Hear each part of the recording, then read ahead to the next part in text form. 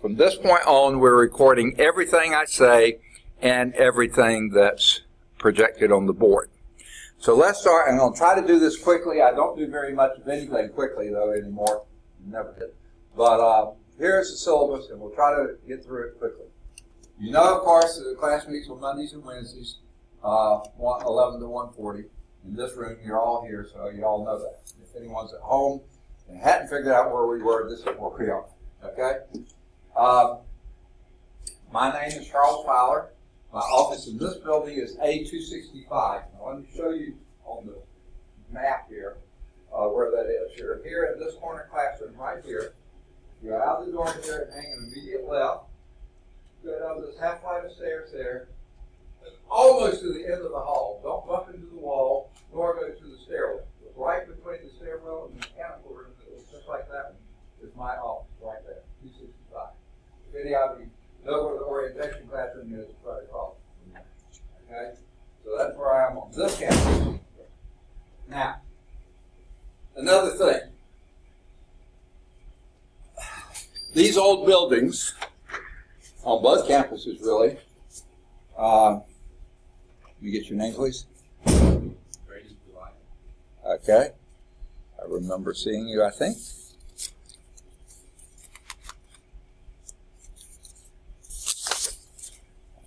Well, there you are. Brandon, you said? Yes. Okay. And Diviner or Diviner? Diviner. Okay. I'll just call you Brandon. And that's what you go by? Yes. Huh? Yes, sir. Okay. And you were here last time or not? Yes. You were? Okay. All right. Good deal. I wasn't. Okay. So,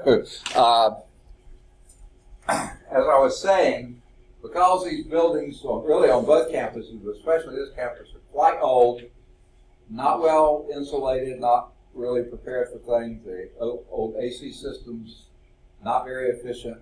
They just decided to help save some, and, classes are smaller, attendance is smaller in the summer. They just decided to shut down campus on Fridays and Saturdays. Fall and spring, we have Saturday classes, we have Friday classes all day long, but they decided for summer just to go Monday through Thursday.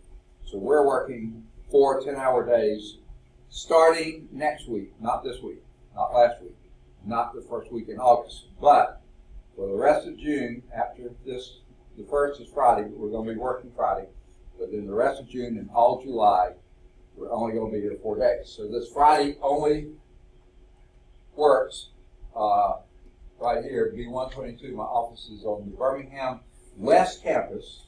I don't know if you know where that is, but if you know the campus, there's a sort of a big circular drive with some newer buildings outside of it, but inside that circle is a quad of buildings. The one this way is the administration building, the A building. The B building is the academic building, that's this way, long old building. Short building, C building this way is the science building, and then the D building is where the library is. Okay? My office is in the B building, which is the academic building, at this end toward the gym, the tennis courts, and the baseball field. And you go in either end of the building, and you either go up half a flight or down half a flight. Go up half a flight. I'm at the very last thing on the end toward the gym and the tennis courts and the baseball field, B122. It's actually Dr. Pruitt's office. He's the associate dean, my boss, for transfer courses, that kind of liberal arts and transfer courses. And I'm in, it's not my office, office is vacant on Fridays, so that's where I am. But it's only going to be this Friday and the only Friday we're here in August. But there's my phone number here, 344-929, and on the Birmingham campus on Fridays, this Friday and in August, 6409. Okay, let me tell you about telephone. Okay. My voicemail is not reliable. Okay, sometimes you can't even leave one, and other times you leave it, well, I'll never hear it. Okay, other times it'll be fine, but I can't ever tell when it's going to be what. So don't leave me a message. Okay, I'm not certain that I'll get it. Certainly at this number, but never leave one at that number because that's not even my phone number. That's where I am on Fridays, but the lady who's there Monday through Thursday, she's a grant coordinator part-time, and she's not there on Friday. That's why I use the office on Friday. But this is her voicemail, so she'll get the message, but I won't, and I won't necessarily ever hear the message again because I can't even access that. Here's my email address, and by the way, for most people, employees of the college, first initial, last name at lawsonstate.edu.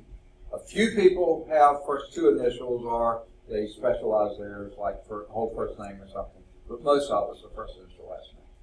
Now, I'm way behind in email too because I've been out for about 10 days, so I will start catching that up, hopefully, not on wood. Now, I said only call, okay, this don't leave voicemail message, but only call during office hours. Because when I'm in the class, I'm not going to hear it, I won't be able to answer it, you can't leave the voicemail, why waste your time, okay? So don't call during, except when I'm in office.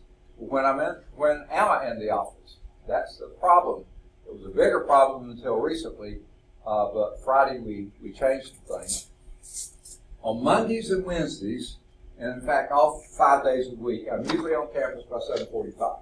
Most of the time before that, but that's what I said. Occasionally if there's bad traffic or terrible weather or something like that, I might be a little late. But most of the time I'm here by 7:45. But I've got 8 o'clock classes Monday through Thursday, so it's only 15 minutes. That's all. Sorry about that. But on Mondays and Wednesdays, before Friday, I had 2 physics classes in the afternoon. I have Cal 1 in the morning, 8 to 10:40, have a big 20-minute break, and then Cal 2 from 11 to 1:40. And then I had another big 20-minute break, and then I had physics, and then another physics, with labs included. So I was here till 9 o'clock. But one of my classes was small, so we're going to stack it with one of Dr. Bryant's classes, so I was going to lose that. Unfortunately, it was the one earlier. I was going to keep the late one. I went till 9 o'clock. But his late class was also small, so we stacked them both and let him teach them both. So that freed up my Monday and Wednesday afternoon. So once this class is over at 1:40, office hours until 6 o'clock. Now that's also when I eat lunch, but guess what? I bring my lunch, I eat in my office. You're welcome to come anytime from 1:40, right after class, until 6 o'clock. I put 1:45 down for everybody else because I never get back to my office before 1:45, but you can see me at 1:40 at I'll Now Tuesday and Thursday, that's a different story. All 4 of my classes I am teaching. 8 to 9:50, I'm teaching differential equations. 10 to 11:50, I'm teaching linear algebra. 12 at big 10-minute break between each one. Then 12 to 1:50, I'm teaching physical science. Then the physical science lab immediately follows that from 2 to 3:30. And then I got 30 minutes, it looks like on the schedule, between that and my 4 o'clock class. The trouble is my 4 o'clock class is on the Birmingham East Campus, and it takes me just about that full 30 minutes to get myself together and get over there. So basically there's no office hours there either. That class goes 4 to 5:30, and then I'm on that campus from 5:30 to 6. Not here. So basically Tuesdays and Thursdays I have 15 minutes before my classes start and on this campus, and 30 minutes on the Birmingham East Campus when my classes are at the end of the class. So not much office hours on Tuesday and Thursday. But this is the biggest block of office hours I've had any summer for a long time. And then on Fridays, only this Friday and one in August, 7:45 to 11:45 on the Birmingham West Campus. There's East and West. They're real close to each other. And I'm usually there past 11:45, but I'm supposed to put down at least 4 hours. Okay. Now, the course is script. I'm not going into this in great detail, but this is not something I came up with or anyone here at the college did. This was done by a committee of the 4-year public schools in the state of Alabama, colleges, universities, and the 2-year college system. If we teach this, they give you credit for it. I'm guessing most of you, some of you I know are Lawson students, most of you are transients, right? Okay. So they've agreed. It's the second of 3 courses in basic, blah, blah, blah. Topics include vectors in the plane and in space, lines and planes in space, applications of integration, that I don't like this order, such as volume, arc length, work, and average value, techniques of integration, infinite series, polar coordinates, and parametric equations. Okay. That's a lot of topics. And they're very varied topics too, okay? So there's a lot to cover there. We can't, especially in a 10-week summer term, that we've already missed basically one class when I wasn't here. We missed Monday because it was a holiday, and then as luck would have it, guess what? 4th of July is on a Wednesday. We're going to miss another class. So, not good. Let's take a quick look, and this is where the syllabus is not complete. I've got most of it, but I didn't have the book with me, and first time I've taught this from Cal 2 from this book, so I didn't know exactly what to do here. And I'm just going to do it as we go right now. If you see these topics here, Chapter 7 is Applications of Integration. That's the title of it, and you see that phrase right in the middle. That's why I said I don't like the order here. Most books have this. So this is 126, Chapter 7. Integration techniques, okay? And you'll see techniques of integration is the next thing. That's Chapter 8. So this is 126, okay? Infinite series, there it is. That's third from the last. So that's 126, Chapter 9. Conics, parametric equations, and polar coordinates. Well, conics isn't mentioned here, but polar coordinates and parametric equations are. So that will be 10.2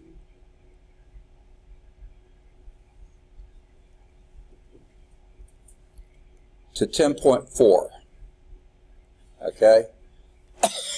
We just don't have time to do the whole chapter, 126. 10.2 to 10.4.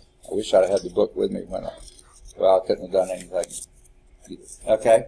And then you'll notice all the stuff about vectors. Chapter 11 is vectors and the geometry of space. So that is chapter 11, 126. Now, we may not do the whole chapter. My guess is we'll run out of time before we run out of chapter. I think that covers everything we need because, yeah, that covers everything. Everything after that is, in fact, some of chapter 11 will be covered in Cal 3. Something specifically surfaces in space, 11.6. Those are often called the quadrant surfaces. That would be 227. So we won't get there.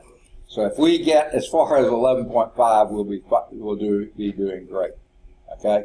So that's what we'll be doing or shooting for. So basically, that's chapters 7, 8, 9, parts of 10, and we may not do all of 9 either, and part of 11. Okay? A lot to cover and not much time. Okay? Now, I won't go into this. Basically, to prerequisite, co-requisite, you have to have had Cal 1 or scored for Cal 2. So hopefully all of you are in the right book. Are any of you doing both Cal 2 and Cal 3? Some transient students try that sometimes, and we don't have any control over you, so if you are, it's fine. The textbook is this one. It's required, but what form you have it is up to you. If you have it as an e-book, I think that's what you have, isn't it, Angel? Oh, you have a book. Okay. You have an e-book? Or? Yeah, internet has been rotten in here today. I could not even get logged on this morning, but it's been spotty. So keep it up and keep watching. You may get it, but it is. This morning I was wondering, how am I going to teach? But it did come on briefly, so I got on the system, so I've stayed on the system. Okay, but most of what I'm doing is not online anyway. The recording the last class and sending it, it'll just sit there and wait for it to show up. So that's what I'm doing. But anyway, this is a text. Calculus, this title, incredibly creative title, by Ron Larson. I really like this author, and Bruce Edwards. This is the first book I taught from him, 11th edition. It's Cengage Learning is the publisher. I don't really care for Cengage, okay? Just like 2018, very recent, so it should be good for a couple of years. hopefully 3 or 4. Graphing calculator, you don't have to have one. It might be convenient for you to have one. Please bring paper. If you got graph paper, we will be doing a little bit of graphing, but that's up to you. It says here, pencil someone else with this syllabus. I don't mind you using ink. However, I'll make a confession here. When I do calculus, I tend to make errors. So I'd rather be able to erase those errors and blot them out, with ink. So I usually use pencil, but that's up to you, whatever you want. Okay? Now, here's a paragraph on Blackboard. They put in here, I think, some of the sentences I disagree with, but I won't go into that. Is everyone familiar with Blackboard? Yes? Anyone who's not? Okay. Let me basically tell you where to find things on Blackboard. When you go to this class, the homepage for Blackboard, you'll see, this class's homepage, you'll see a series of blue tabs here. Now, it used to be a fairly short series, but then they went to a new version and someone messed with it or something. Now they go more than one screen, okay? Near the beginning is a tab that says My Syllabus, okay? Really hokey, I think. But anyway, the syllabus is not out there yet because I did not have the chapter and section numbers to put in the syllabus. So it's not quite ready. Everything else is. Everything here is pretty much done except what we're going to get to down here. Okay? And I'll explain that to you verbally. And this is being recorded so you'll be able to hear it. This afternoon, when I get in the office, I'm going to try to get the syllabus finished. So hopefully by the end of the day, it'll be there. No promises, but I'm going to try. So the syllabus goes there. The old version, it just said content. I put everything under content. Now syllabus is here, and then down here, near the bottom of that screen, it may be off screen for some of you, but look for, and this is again sort of hokey, class handouts and more. Okay? Not very specific. That's where I'm putting everything else. Okay? And it's Nakota. Huh? Nakoma. I'm sorry, I said it wrong. Nakoma. There you go. And were you here last time? You weren't. Okay, this is your first time. But you've been here before. Okay. All right. Now. Okay, I was talking about Blackboard. The new version of Blackboard, this is slightly different, has My Syllabus, and only syllabus in there. It's not in there yet. Hopefully by the end of the day it'll get there. And then down here, somewhere, there's another tab that says Class Handouts and More. That's where I put the research paper instructions. They're there already. Okay? I put my locator card. It's there already. I haven't put the PowerPoints because I didn't know where we're beginning and which chapters to do, and I didn't have them all on a flash drive, which I've got to do, and hopefully I'll get that done this afternoon too. There's a lot to do this afternoon. Okay? I already put there, I'm pretty sure, some websites that either I found or students have told me about they found useful for the course. So those are there. I can't think of all the names. Visual Calculus, I think, is one. Slater, I think, is one. Maybe Prof. Rob Bob, that sounds pretty hokey, but students have said they like that one. And there may be a couple of others. I put those there. And then, there's also, even though there's nothing for this course there yet, there is a link to YouTube videos. Those are my videos. That's what I record for the class. And it says Math 126 YouTube videos. Okay? Now, I've got the link already there, and if you go there, you'll see the link has a bunch of videos in them. Okay? But they're, right now, the syllabus from last time I taught the course. They're the research paper. There's all those things from the last time I taught the course. But the last time I taught the course, I was using a different text. So things won't match up, but they're there. It covers the same material, but it's from a different text. And the other text had much worse PowerPoints than this one does, and other features. So we'll talk about those later. I think that's most of what either is or will be out there. So that's Blackboard. Now, what are our competencies, student learning outcomes, those kind of mess?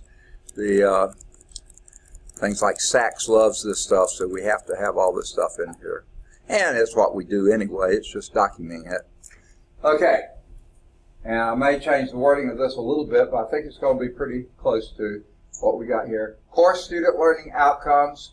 Students will apply definite integrals to volumes, arc length work, and other applications. I don't remember for sure if that was in the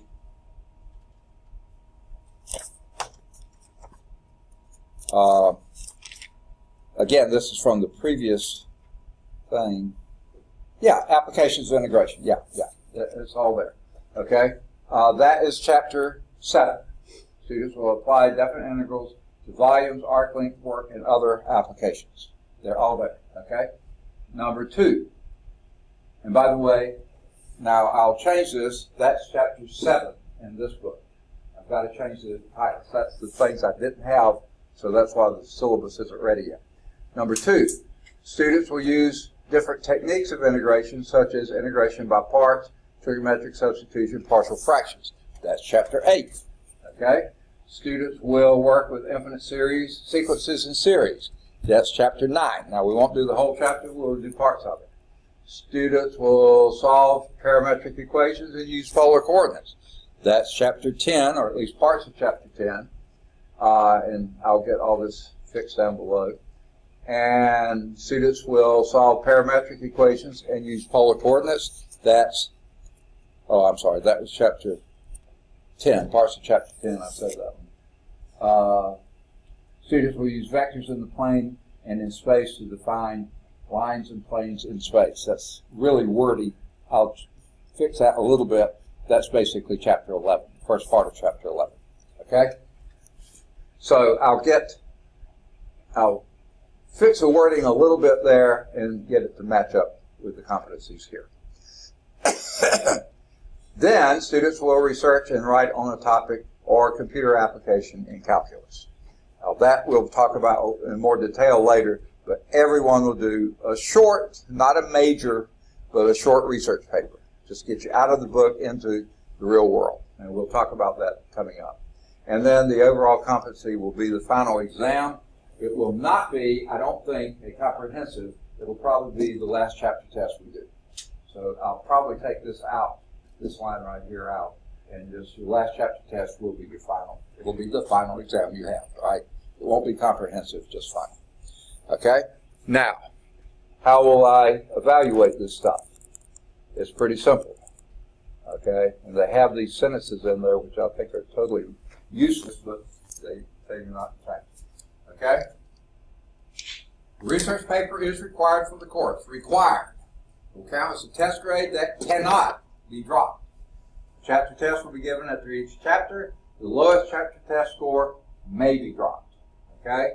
The reason I put may rather than will is because what if you don't turn in a paper and you turn in a really lousy paper or something like that, you might need every test score you can to bring it up. But I don't anticipate that to be the case, but just in case it ever happened, that's why I put the may in there. The final exam may not be dropped. That means the last chapter test cannot be dropped, and it will count as a test score. Okay? And then each assessment will be graded on a 100-point scale, and 90s are A's, 80s are B's, 70s are C's, and don't go any lower than that. Okay? Your D's, if you're a Lawson student, you're going to have to take it over. If you're a transient student, your school probably won't accept a D, will they? I don't think they will. So don't go there. And of course, else you don't want to go there. If it looks like, either because you miss so many classes, or you just don't get it, or you find me totally obnoxious and can't stand being in the class, for whatever the reason, it looks like you're heading for a D or an F, by all means drop, withdraw from the class. These do nothing but hurt your grade point averages. You're going to have to take it over anyway. A withdrawal doesn't hurt your grade point average, and you still have to take it anyway, but so there's no advantage that I can imagine for staying in the course and getting a D or an F. Yes, now, I would never have put this in, but whoever did these new syllabi, like I said, this is a new one, anyone that was in last spring class, I wouldn't have seen unless you're in the second mini term that came up with this. They put this in and we're not supposed to change it, but I had to change it. Let me tell you how it read before. The instructor rounds the grades upward, and then in parentheses, to the student's benefit only. Okay? And then they give this example. For example, and I didn't change this. For example, a 79.5 will be rounded up to an 80%, a B, but a 79.4 would be remain a C. Well, guess what? That's rounding down, okay? But that's normal, okay? So why they put will never go down, which the very example says they'll go down, and says always to the student benefit, well, you just round it normally. 79.5 that goes up, 79.4 is a 79, okay? That's normal, so I just took out the thing of the other thing because it contradicted what we said here. So I didn't write this, but I get so frustrated with people who don't know. Well, basically, people who are not good at math and don't understand. They just said something that makes no sense at all. Okay, so I wasn't supposed to change it, but I did. Okay. Now, I'm not going over all this, but attendance, please be here all you can. I do have, I've already mentioned one student who is on an internship, and his attendance is going to be pretty spotty, but he knows that I'm recording everything, so he's going to try to follow that. He's been in my class before. Withdrawal, that's what I was talking about before. I see no disadvantage with a withdrawal if you know you're heading for a D or an F. Okay? Okay. Makeup work. Oh, I forgot to ask this question. Notice at the end of after every chapter we have a test. I forgot to ask you. Do y'all prefer in-class test or take-home test? Really? Take-home? Wow, that caught me by surprise. Okay, so we will have take-home tests, okay? Now, there's a couple reasons from my viewpoint of that. Number one, sometimes calculus problems can eat you up time-wise. And even 5 or 6 problems sometimes is very hard to do in an hour, okay? Unless you just happen to hit it right the first time. So yeah, I want you to have time to really work through the problem, okay? The other, well, no, we won't do that. Okay, now that's one reason, okay? I don't want time to be an issue, okay? Another thing, and it's my philosophy of teaching, and maybe it's different from a lot of other people, but you see, to me, what we do here is preparing you for work on the outside. Now, if I'm guessing most of you are pre-engineering, is that right? Okay. If you were working for me as an engineer, I would not be particularly keen on your, okay, here's this problem, but you can't use anything. You have to remember what you had in school, okay? And you better get it right, okay? But don't use any resources. I would never, ever run a successful business doing that. In fact, I would be telling you, use everything you can find, get this right, okay? Don't try to memorize formulas with equations. Worthless. Well, you may be a good memorizer, I'm not. So I never try to memorize anything. After doing enough stuff, sometimes I don't have to look it up. Guess what? If I'm doing a big project, I'm going to look it up just to make sure I got the plus sign where it belongs and the minus sign. So I don't mind you using the book, resources, anything else. In fact, I find, and my theory on testing, it should be part of the learning process. And I think you learn it better that way. Maybe I'm wrong, but that's what I think of. So I don't mind that. Another reason, in my mind, it's a good thing to do.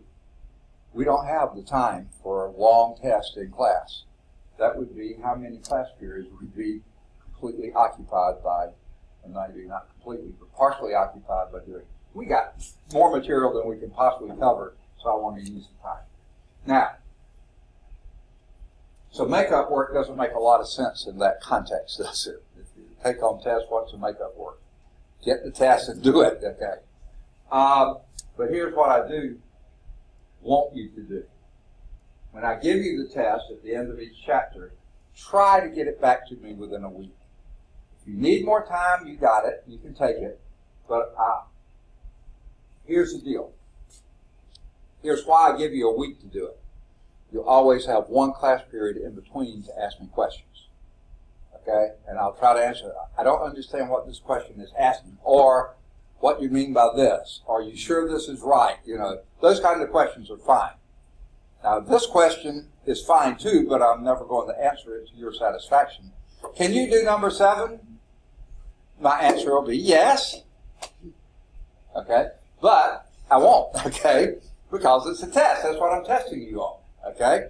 But what I will do, find any question in the text similar to number 7, as similar as you can find, I'll work that on the board, okay? So that's why I give you a thing in between, okay? Now, at least one class period in between. The second reason is because you always have a weekend to work on it. Some of you may be working jobs, like you're in class Monday, Wednesday, and working Tuesday, Thursdays. You may have very little time to do it during the week, so I always give you a weekend to do it, okay? Now, on your end, don't chronically take it much past a week. I mean, if you need more time, I want you to take the time you need. But I want you to have test 3 in before I give out test 4, and every time like that. Because I can't return other students their tests until I get them all in. Because you see, because when I grade a test, I always mark the correct answer and sometimes mark where you went wrong and that kind of stuff. And if the correct answer is floating around out there, maybe you don't need to do it, but maybe some eyes might land on it and see the correct answer, and therefore the recalcitrant person gets the good grade and that dilutes your grade. I don't want that to happen. Okay? I don't think you want it to happen. So therefore, unless you're a recalcitrant person, which none of you are, of course. But I want, please get it back so I can get them back to you sooner. Okay? Because I don't want you making the same mistake on test 4 that you made on test 3 because you didn't get it back in time to see what your error was. Now, as soon as I get it graded, you can come see your test, but I can't give it back to you until I get them all in. So please don't be the one that holds up the rest of the class from getting their papers back. All right. Now, you take home tests have risk of abuse. Yeah. In most classes. But in a class this good, nah, I don't. Okay. But, you know, I don't know how to say this best, but you know, I want you to look in the book. I want you to get any other resources you can use in it. I don't care. Can you use each other? I would say only if both of you are benefiting, or all of you are benefiting. But if one person's sapping on the others, no, that's not good. It's not doing you any good in this course. Okay, you may get a good grade or something, but you're going to go to Cal 3 at some point in your life, right? It's not going to do you any good there. In fact, it'll hurt you. And then you're going to your engineering courses where you use some of this stuff, and you'll really be sucked there. You're going to pay now or pay later.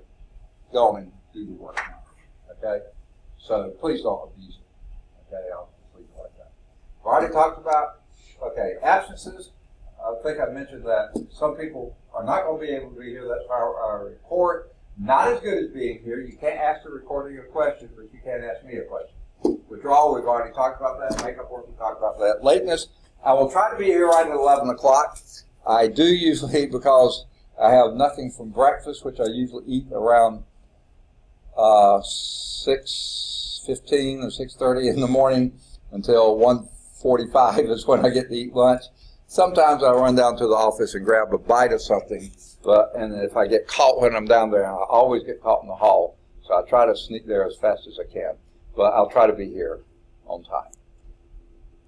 Please do the same. Okay, now whoever came up with this new syllabus, they were all over this academic integrity. In fact, I probably already skipped over one place they mentioned plagiarism. Well, here they mention it again. They'll mention it again. They'll talk about cheating. Okay, y'all have heard this all your lives, right?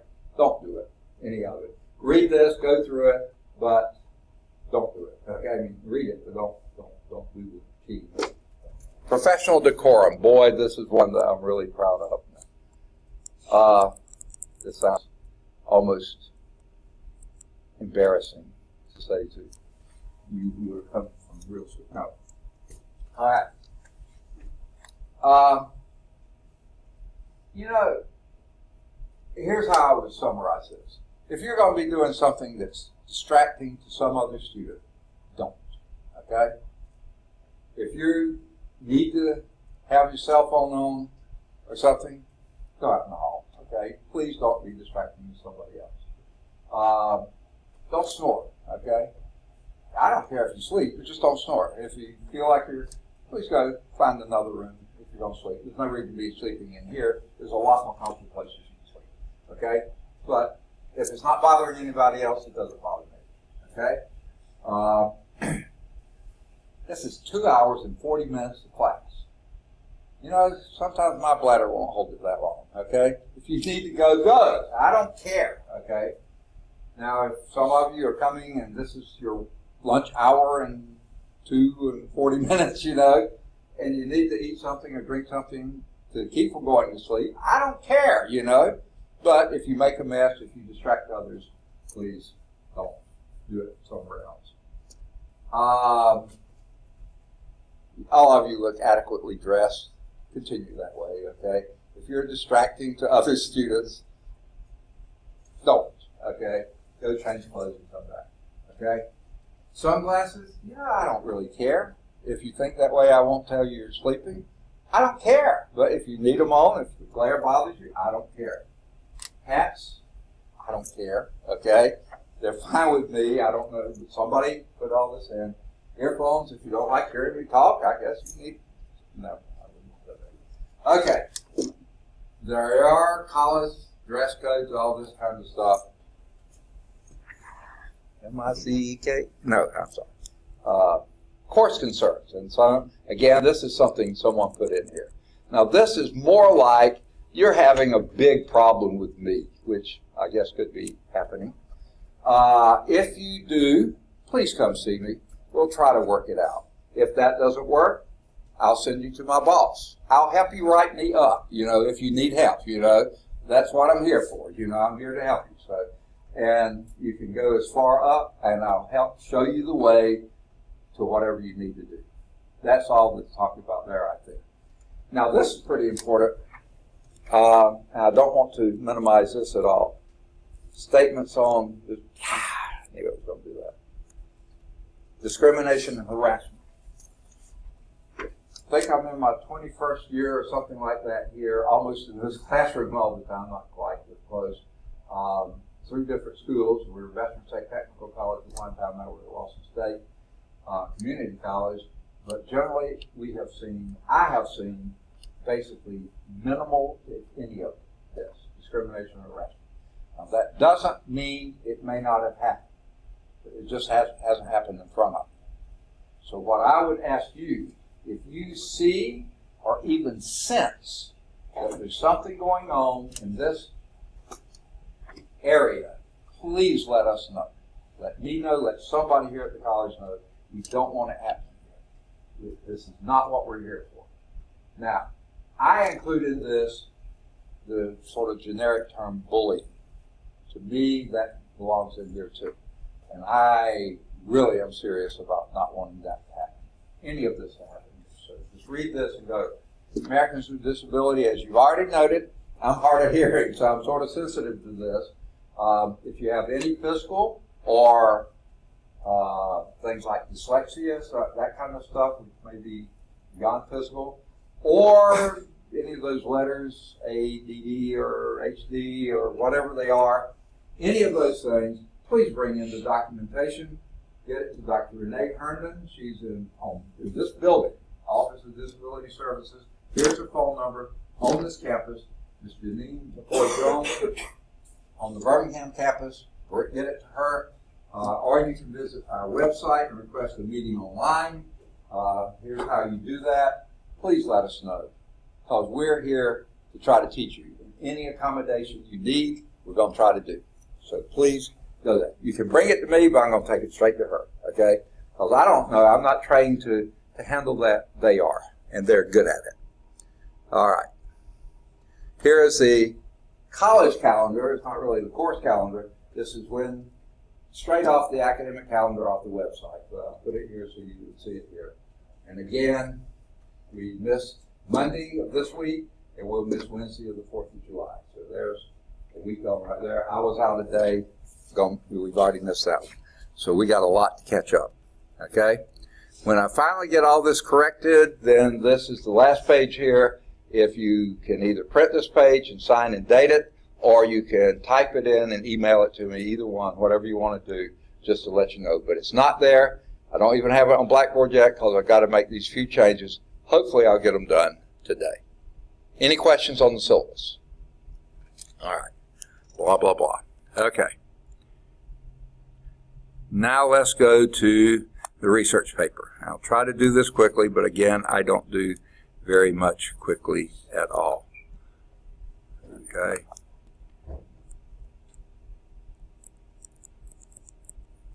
Ooh, too much.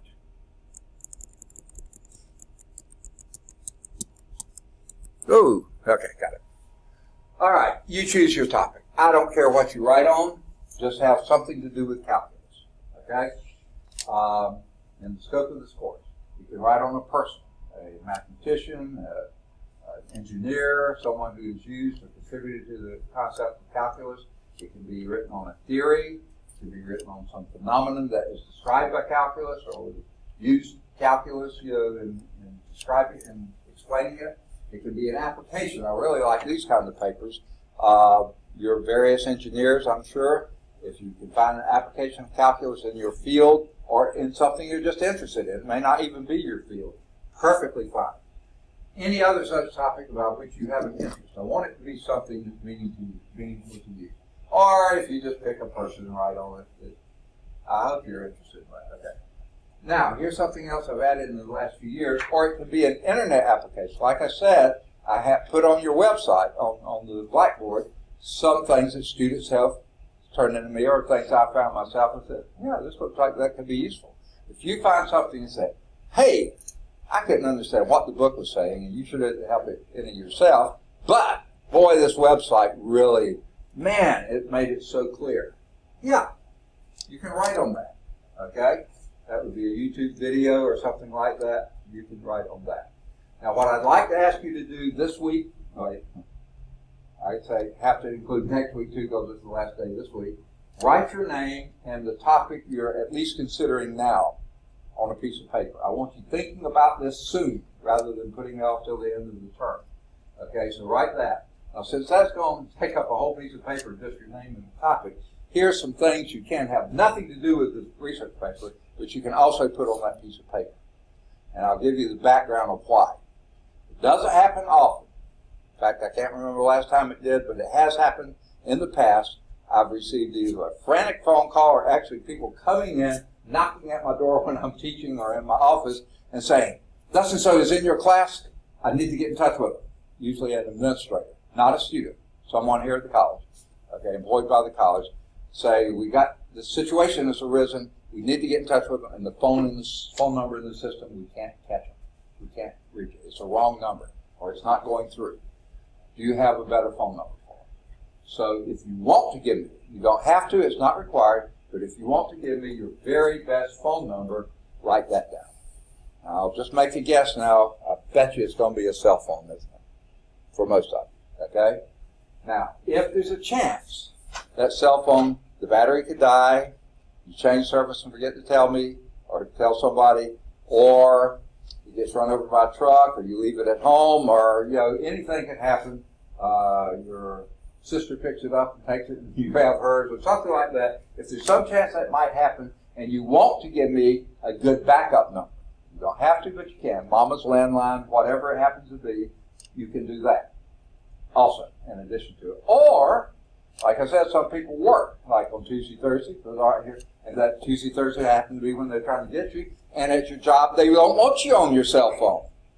Then, if you want to give me a work number that you can take an emergency number, it's okay for you to receive incoming calls, you can give me that number.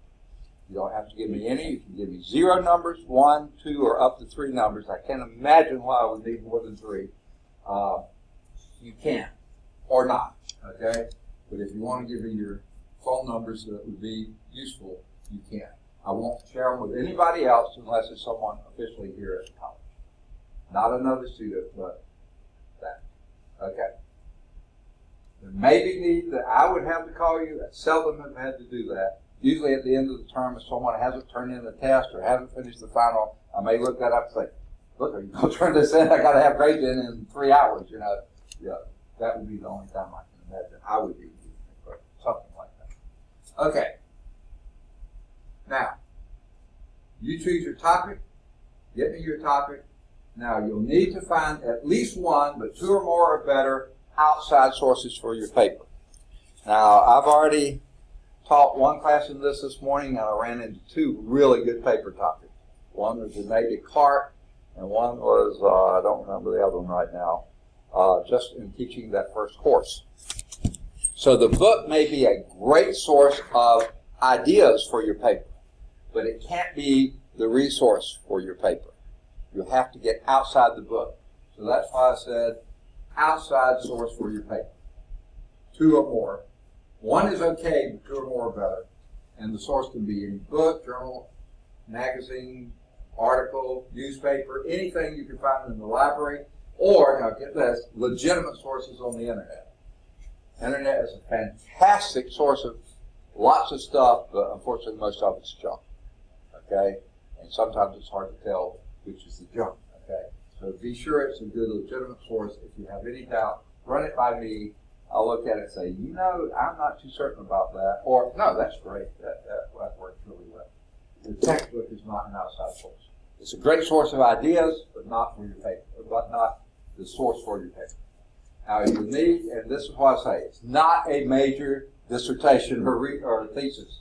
It's just a 1 to 2 page, double-spaced, word processed pages of text.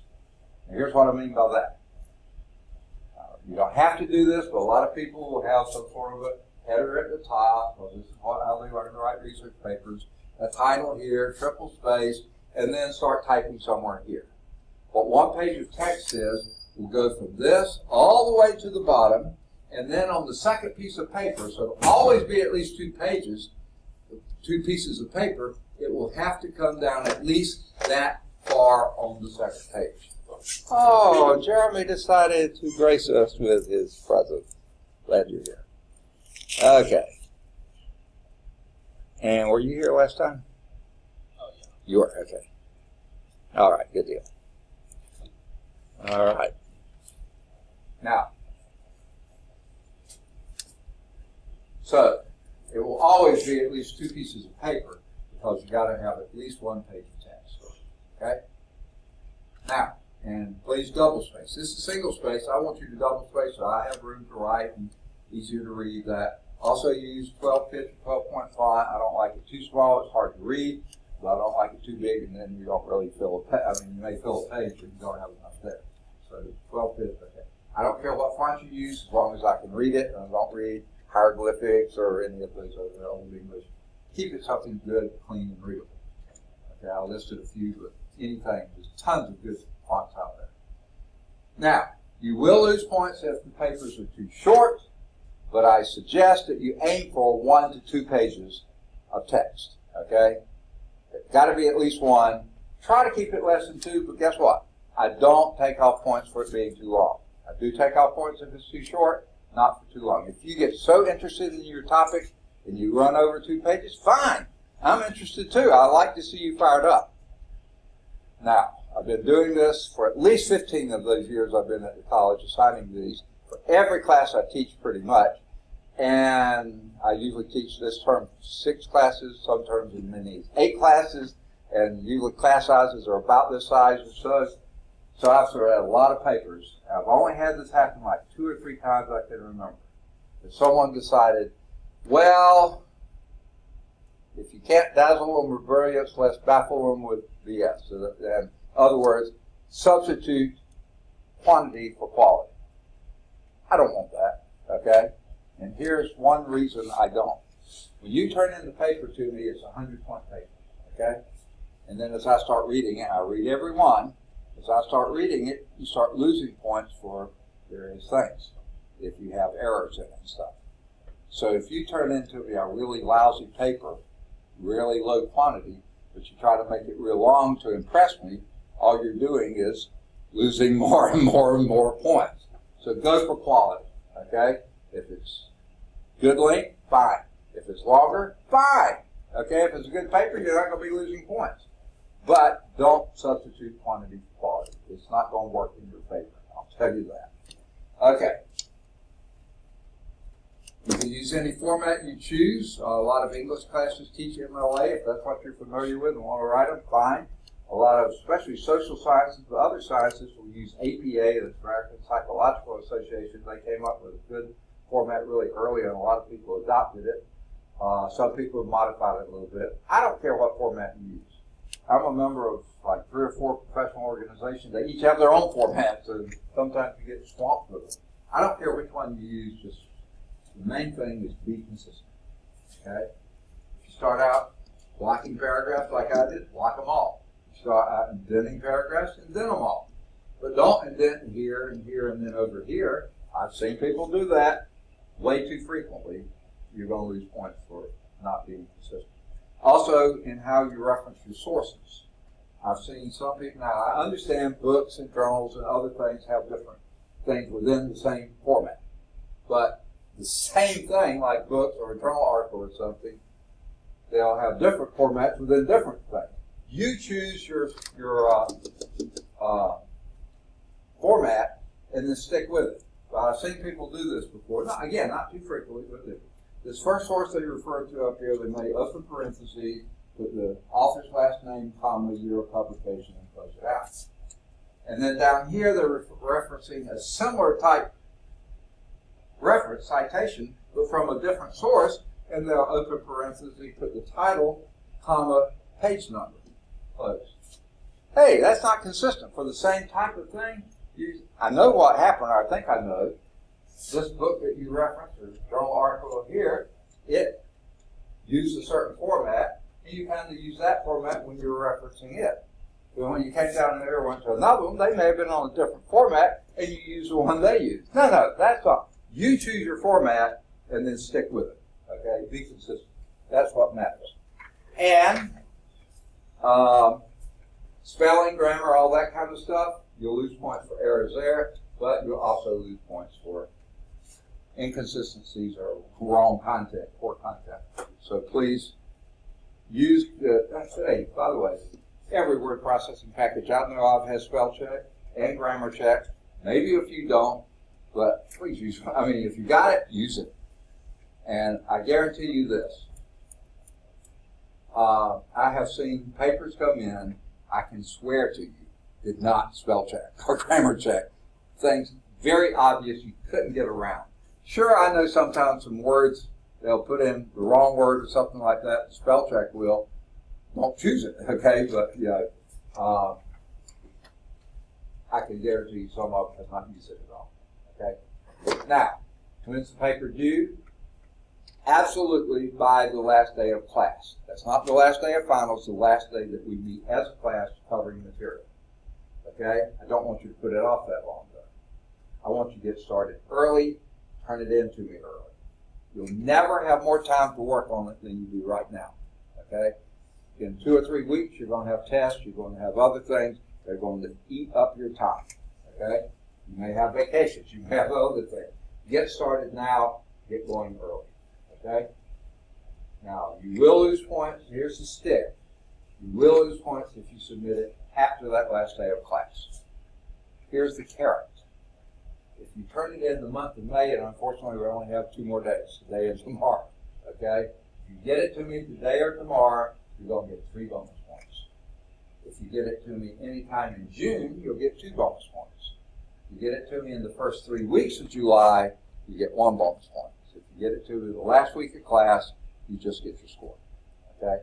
Anything after that last week of class, you start losing points, okay? So those are the carrots. The losing points is the stick. Okay? Now, here's something that I require that I don't know anyone else that does. When you submit your paper, I want you to give me a single page from one of your sources. That doesn't mean rip it out. No. What I mean is go over and copy or print a page from one of your sources. I don't need one from every source. I don't need the whole article, okay? I just need a single page from one source. Submit that with your paper. Any questions? All right. Get it to me earlier rather than later. All right. That ends that. All right. Next thing I've got, and this will be hopefully pretty short, is my what they call the locator card, which is a strange thing to call it. It's what we put on our doors. I don't have it there yet, but put on our doors so students will know where we are if they come by to see us. Okay, my name is Charles Fowler. There's my phone number on this campus anyway. There's my email address again. I'm in the math department. In fact, I'm the math department chair. And here is basically my schedule this summer.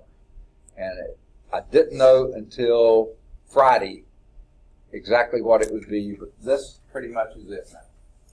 Okay? Another reason I didn't have the syllabi done because I didn't know what to put out. Try to be on campus, whichever campus I'm on, 7:45 in the morning or before. Some days I might be a little late if something major happens that holds me up. Most of the time I'll be here by 7:45. But Monday through Thursdays I have classes starting at 8 o'clock. So there's only 15 minutes to catch me there. Friday, that'll be this Friday, and in August, I'm on the Birmingham campus from 12:45 to 1:45 anyway. Okay? 12:45, sorry. 11:45.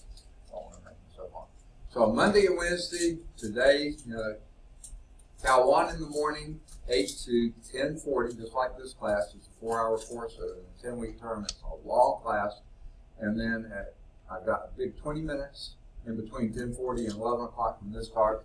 I'll probably run down and grab something to eat, just a little something in that time period because I'm going until 1:40 in this class. So that's Monday and Wednesday. But now since I lost the 2 physics classes, at 1:45 I'll go to the office. I'll usually have lunch. But look, if you need to see me, either here in the classroom or down there, I can put off lunch. I have all day to eat lunch, okay? And I eat in my office anyway, and I bring my lunch most days, so no problem there, okay? And then I have office hours from there until 6 o'clock, okay? I'll show you the bottom in a minute. On Tuesdays and Thursdays, I have differential equations. That's only a 3-hour course. It's 8 to 9:50. And then linear algebra, 10 to 11:50, a big 10 minutes in between each one. At 12, physical science 111, and that goes until 1:50. And then the lab starts, even though we don't quite do it this way, from 2 to 3:30. Now, it looks like I have 3:30 to 4 free. I don't. I'll be traveling to Birmingham, and then so that eats up that 30 minutes pretty quickly, and then I have the physics class, but fortunately with no lab, that goes from 4 to 5:30. Okay, but it's on Birmingham East Campus, not out here. Okay, Fridays, when I'm here, it's on Birmingham West Campus, Academic Building B122. That'll be this Friday and the Friday in August. Okay? And then the bottom part, why that's on there, I don't know.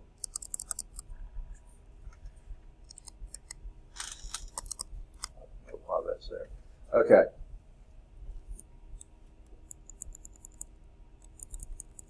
Okay. So basically, on campus, whichever campus it is, till 6 o'clock every day, usually later, okay, usually later, but at least till 6. On this campus on Monday and Wednesday, on the Birmingham East Campus on Tuesday and Thursday, from 5:30 to 6. And again, usually a little bit later. But this is my biggest block of office hours, Monday, Wednesday afternoon, after this class is over. The rest of them, 10 or 20 minutes is all I got, except for Friday. When we there. Any questions on my when I'm on campus, off campus, in class, out of class. Okay, let's get out of that then.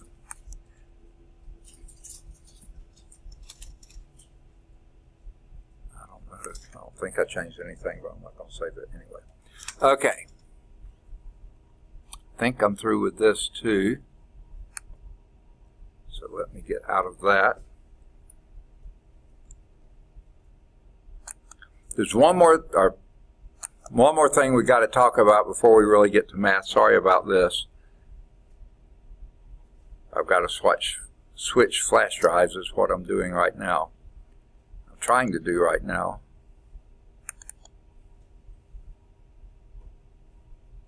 It's not coming up.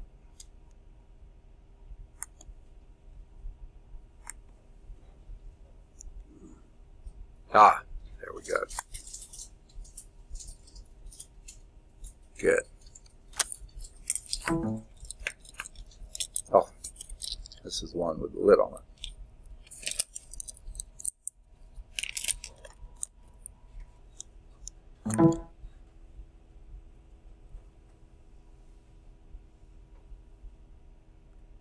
Okay.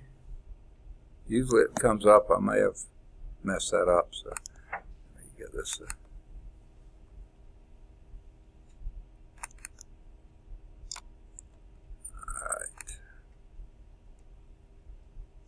All right. We've got a little bit to discuss first, but before I go there, let's hit the last issue, administrative issue, safety. Now, there's nothing we're going to be doing in the class that's going to be introducing anything hazardous. These are general safety issues, but it's better to think about them now than wait till they happen and then figure out what we need to do. So what are 3 potential safety areas that we might need to consider? Weather, okay? As we've just seen, we had a tropical system come through. Just a lot of rain, and earlier this morning, a lot of lightning and some pretty fierce thunder, okay? If that were a major hurricane that did the same thing, we could be really serious. It was back when Ivan hit, we had tropical storm conditions in Birmingham. It was pretty tough. I think they called off class that day, or it was on the weekend one, I don't remember which. But anyway, I remember being home. We lost power and had it out almost the whole time I was passing through. Okay. Fortunately, it was not pleasant weather, so we could live without that. But anyway, we could easily have, and it did have some tornado spawn, none in our area, but they've happened. So we need to know what to do if we hear that siren go off. What do we do? What's the general procedure if there's a weather emergency? Whether it's tornadoes, severe thunderstorms, straight line wind, that kind of stuff. What do we do?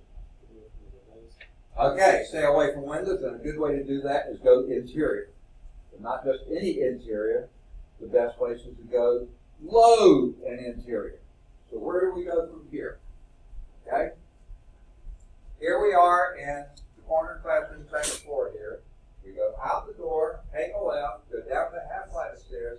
Immediately at the bottom of those stairs, you have another flight on your left. Go down one complete flight and then go in. Now the first floor looks a lot like this floor, so right across from that stairwell are the restrooms. Not a bad place to be. Subset. The walls are close together. That's good. Extra shrink there. Lots of corners. Extra shrink there. So restrooms are not too bad. Maybe just not the best place to spend a couple of hours, you know. There are some disadvantages. One of which is if we really were in a severe weather situation, a really good chance power will go on. The bad news about the restrooms are no emergency lighting in there. So you can be in the dark in the restroom, which may not be the best place, the most favorable place to be. So if not the restroom, there's another couple steps on the first floor, and then right at the bottom of that, next to the restrooms, is the academics dean's office. It's underneath this corridor that's shown here. And that's a pretty good place because the walls are closed and there's lots of corners. The bad news on that one is she's not here very much. Very rarely here. But the associate dean, if he's ever over here, he uses that office, so he may be. Or this summer, we run a summer enrichment program for high school students. The guy who directs that, if he's over on this campus, he's quite often in that office. So there are chances that office may be open, and if so, again, a good place to be. Most of the time it's locked, so you probably can't use it. Now, after that is probably the hallway. The good news about the hallway, the walls are relatively close together. That gives you extra strength. The bad news, well, if there is bad news, there's no corners, so you don't get the strength in corners. But the other bit of good news is the hallway has emergency lighting on both ends, so you will be able to see what's going on in the power goes on.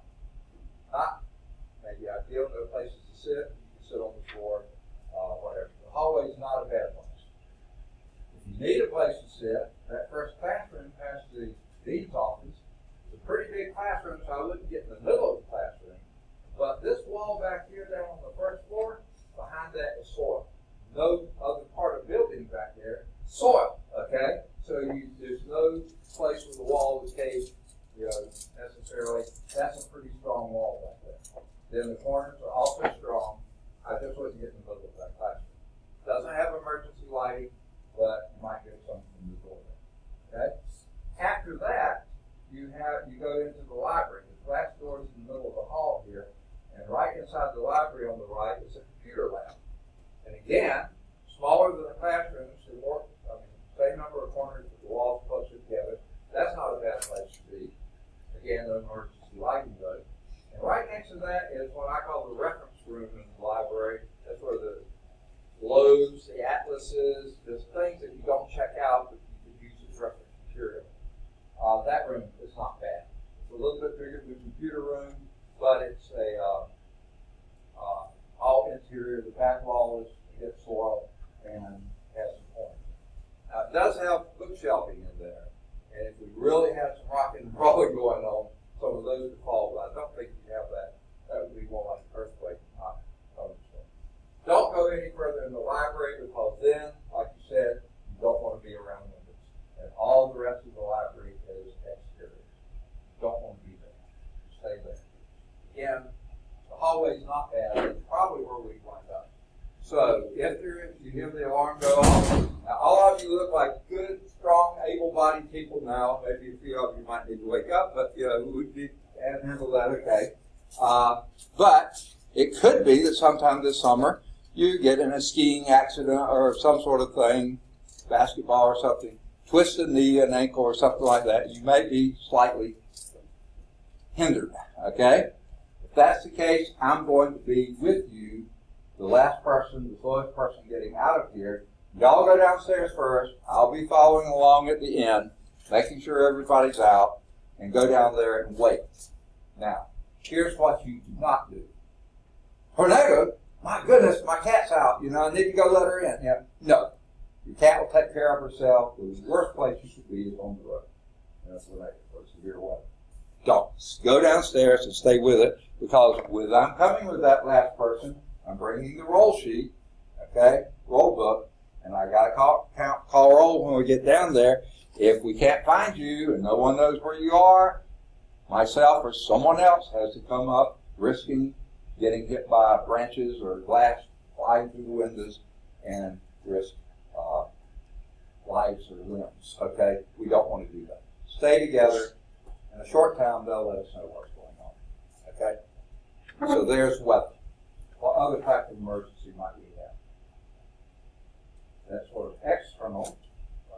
Fire. We could have fire in the building. Let's get the worst case scenario there. Let's say my computer starts arcing and sparking, sets those papers on fire, sets the desk on fire, that's wood and varnish on it, very flammable. What if that were to happen? What do we do? What would be some things we would need to do? Nothing, which is simple, okay? I don't think so, okay? What would be some things we'd have to do? Second? Okay, pull a fire alarm. Excellent idea, because no one else knows it's on fire. We're the first person to know. Where is the closest fire alarm? Anyone know? You were noticing that when you came in today, I bet, right?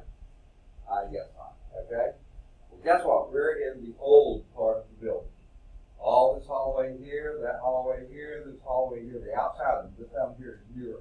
All this built before fire alarms were coded. This is the whole building, okay?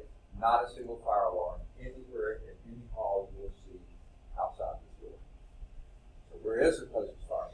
Well, go out the door, hang a left, go down that half flight of stairs, but this time don't go left, go past the restroom, in this corridor, take a right there, go across, and right here is the new administrative wing that they put in some top in here. And here, this is second floor here, walk that flat hallway and you're on first floor. Don't ask me how that happens, but it does. And as soon as you come out there, there's a fire alarm to your left, a fire alarm to right, and a fire alarm to your left. So there's two within sight there. Now I would say, go with the buddy. In case somebody falls or trips or something, go with the buddy. Two of you go down there, pull the alarm. Okay? So we've taken care of that. We've notified the other people. What else probably we do to notify? 911. Even better than 911 is if you can get the direct phone number for the phone that the duty campus police always has on his or her belt. That would be the even better number. In fact, that's the best number to have anytime you're on campus. Put it on speed dial on your phone so that if any emergency comes up, if you see an accident, if you see people fighting, if you see anything comes up, if you have that on speed dial, you go straight there and let them know. That would be best. But if you don't have that on your phone, and I don't have it with me, I usually keep it in my roll book. I just changed roll books. In my last roll book, I'll have to get it and bring it. But put that, if you don't have that number, do 911. Okay? Because we need to notify emergency people. Just hearing the alarm go off, no one knows where the fire is. Call campus police, tell them exactly where it is, then they can direct traffic or 911 where to go. Okay, so there's another thing. And we just watch it burn, right? No, what should we do also? Fire extinguisher. Where's the closest fire extinguisher? Y'all were noting this when you came in class 2, weren't you? Okay, anyone want to hazard a guess where the closest fire extinguisher is? Go out the door, hang the left, 5 feet from where I'm sitting, right here. Can't get much closer than that. There's the closest fire extinguisher. Someone go out there, and I know that some of you in an earlier life just always wanted a chance to break that glass, didn't you? They'll use that hammer. Yes. Well, you get a chance if that were to happen to do that. If no one wants to, I'll go get it. But I'll be the one probably to fight the fire. I don't want you risking getting damaged. Okay, we've notified by calling. We've notified by pulling the alarm. We've got the fire extinguisher. But the rest of you, get out of Dodge. Okay? And where do you go? Oh, here we go again.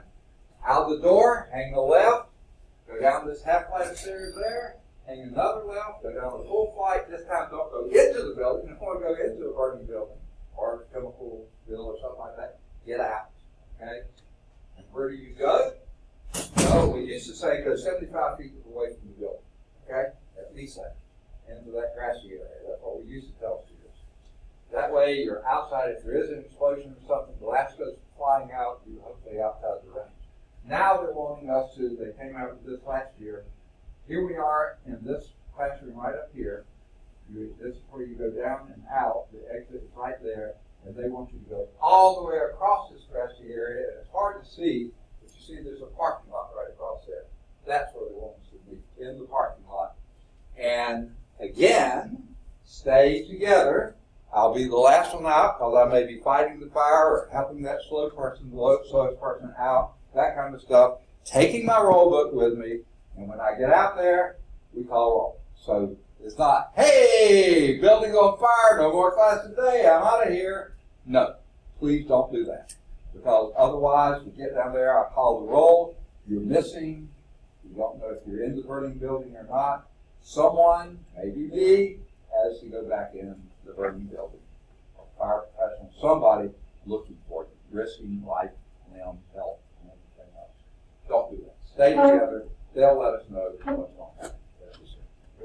Okay? That should cover most of the fire, chemical spill, anything that we need to have. One more safety issue we have to think about these days that back a few years ago I never would have considered. Say again?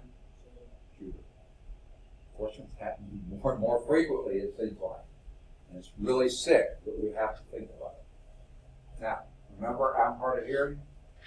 You'll probably hear, if the gun's shot somewhere in the distance, you'll probably hear them before I will. Okay? What do you do if you hear a gunfire? Say again? Okay, yeah. If it's far enough away, or do 911, and while you have your phones out, you don't want them ringing if he's out in the hallway. Okay, I'll say he must have it. So yeah, dial 911, let someone know, but then turn that phone off. Okay? What else do we need to do? I need to lock the door.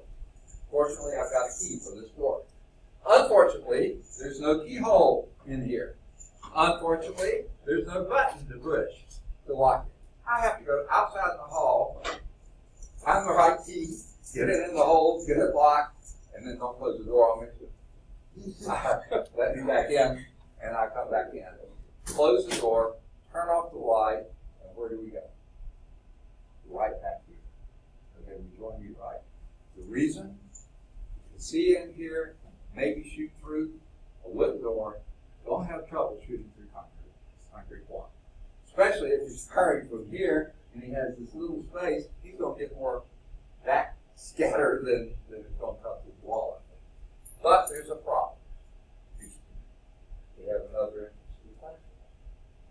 This is an office adjacent to another office, and that's adjacent to a classroom. I don't have a key for that classroom. Okay? Now, this door does have a button here, and you can lock. But it doesn't lock from the inside. So don't lock this door. That'll lock us in, but he can still come in. Don't lock this door. This door has a deadbolt. That would be fantastic, except I don't have a key for that door. The next door, that office door, is just like this one. It has a button, but that locks from the outside. We can still get out. He can't get in. That's the door you lock. Okay? So if I'm locking this one, someone else takes care of that. And by the way, now there is another class in there right now. So I assume that's always going to be the case. Okay? So if there is, encourage them to close the door, maybe come on and join us, turn off the light, and go through here, lock that door, close this door. Why? This one has glass in it. They can see it. Close this door, they can. Okay? Hopefully they'll see if nobody's home. We also don't lock this door, so they'll look in and think nobody's home. We've got the lights off, we're over here, and there's light. No cell phones ringing or anything else. We waited out until it's over. Now, if worse came to worse, and he did come into the classroom, shoot his way in, or break the glass in that door, whatever, I'm the one to try to confront him. Your future is ahead of you. My life is pretty much past. Okay? Let me be the one that tries to deal with him. That guy in that last school, what was that? The one in Texas, Santa Fe, Texas, that coach, science teacher, he disarmed the guy and lived to tell about it. So don't you try, okay? But hopefully it won't ever come to that. Okay. There's the safety issues. Any questions? All right. Now a big question. Okay. Where do we start? Now, I've got a little bit of a problem here in that 1, 2, 3, 4, at least 4 of you, 5, one guy that's not here, at least 5 were in my Cal 1 class last spring, And because we had some weather days on Mondays and Wednesdays, we had at least one holiday. I think we started on a Tuesday or Thursday. We lost a week or two of class, if I'm remembering right. So we didn't get as far as we needed to last time. We were in the chapter on integration, and we didn't even, that's chapter 4, and we didn't get to do anything in chapter 5, logarithmic, exponential, and other transcendental functions. Okay. Do any of you folks coming in, did y'all get all that covered? Beginning integration, antiderivatives, indefinite integration, areas, Riemann sums, definite integrals, fundamental theorem of calculus, integration by substitution, logs, exponential functions, L'Hopital's rule, indeterminate forms. Did y'all get all that covered? Or is anything I said what you didn't have? Anybody? Please let me know right now. So y'all got all that. You're ready to start in applications of integration right now. Is that right? Most of you? Okay. Am I hearing right? Do any of you need to start anywhere before that? Just as a review even? No. Okay. So what I'm going to do for folks who were in my class before, I've got 2 hours open Monday, Wednesday afternoon. I'm going to record the sections in chapter 4 we didn't get to and the sections in chapter 5 that we didn't get to. They'll be out there on YouTube. You don't have to look at it if you don't want to. If you want a refresher, it'll be there. Okay? Sound all right? You folks that were here and didn't get this? Okay. I'll start on that hopefully today. I've got so many things to do today, but I'll try to get that started today and continue it Monday. Okay, this is Wednesday. Okay, so today we'll start in chapter 7. Now here's the bad news. It's going to take me just a little bit to get the PowerPoints up because as you see here, this only went through chapter 5, okay? So I don't have these pulled up yet, and it's going to take me a little bit to get these. So if y'all want to take a break, I would say keep it less than 5 minutes. Why don't you take a quick break? I'll try to get the PowerPoints up so I can show them. And it may not take me 5 minutes, but if you need a break, y'all been sitting a long time, you've been very patient, take it and I will see if I can get this to come up. Now again, if Wi-Fi is down, I'm sucking wind, okay? So let me see what I can find. All right. You weren't here before, were you? Oh, physics. Aha, okay. I saw you yesterday. Okay, physics. Remember last time y'all met with Dr. Bryant? Right? Y'all are going to do that permanently now. Because, next door, 257. Okay. What has happened, in my class, it was a small class, and he had a decent-sized class, so it's going to have to be stacked anyway. So y'all are over there. What happened for the later class is he had the small class, I had the bigger class, so we're going to stack them over there also. So both of the next two physics classes will be next door. 257. Yeah, it should be open. Are any of you in the physics class too? Hopefully not. Okay. All right. Are any of you on Wi-Fi? Oh, no, it's coming up. I was going to say it looks like it's not responding. What's that? Oh, you're using a hotspot. Is anyone on Wi-Fi without a hotspot? You can't get on? This is just the public Wi-Fi? Oh, okay. It may be that our internal one might be working. I don't know. If any of you would like something, have questions about how to get yours to work better, down on the first floor, I'm still waiting for that to come up. It may not come up at all. Down on the first floor, there's a entry at each end of the building, and then there's two in the middle, almost across from these stairwells here. Okay, down interior entrance to the building, on the inside side. That's room, I think it's 101, maybe 100, something like that. That first room there, if you come in either one of those first rooms here, that's where our IT person is. She is fantastic.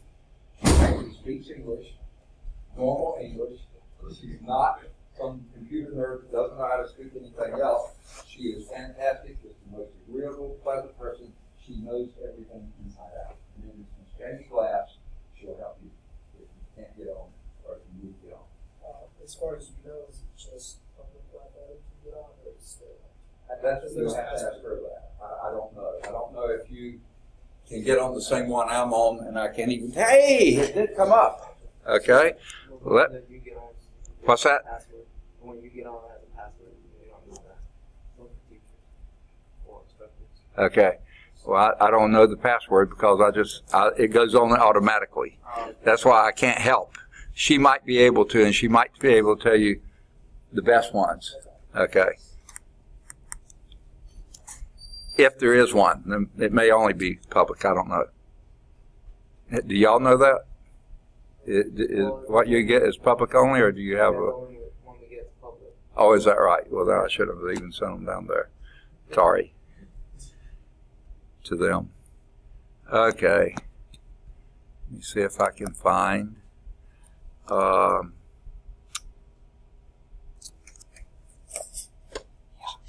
It's been so long since I did this.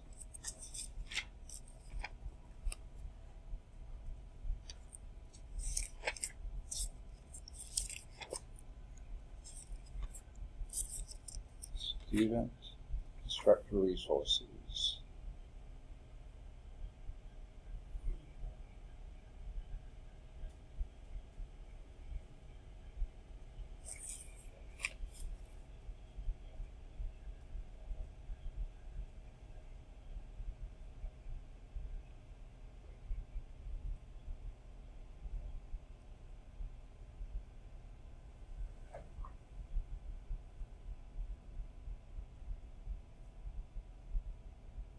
PowerPoint, there's where it goes.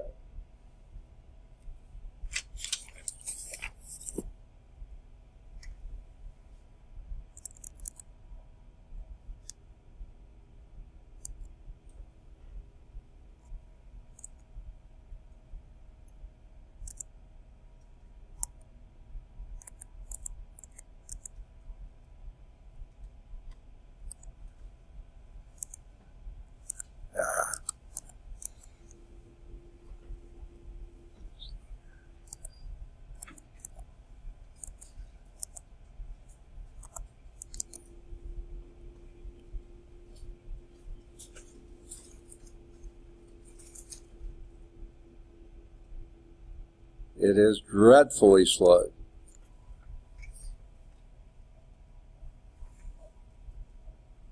Well, it's doing something anyway. No internet connection.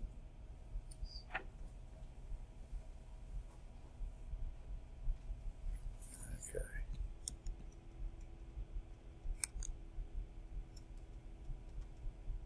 Yep. Doesn't look like I can get there from here today.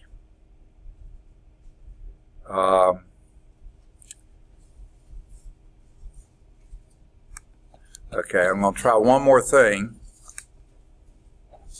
In case this is just an issue with Wi-Fi, my office computer is directly, is tied in with the phone lines. Let me go down to my office and see if I can get it there. Okay. So I'll be right back. And what chapter am I starting in? Chapter 6, wasn't it? Okay, those people, y'all did integration by substitution already? You did, okay. A lot of times I have people say, no, we didn't get that far. Okay. No, it's not 6, it's 7. Yeah. Application of integration, chapter 7. Okay. Anyone coming back to help mom? Get back to soon. Yeah.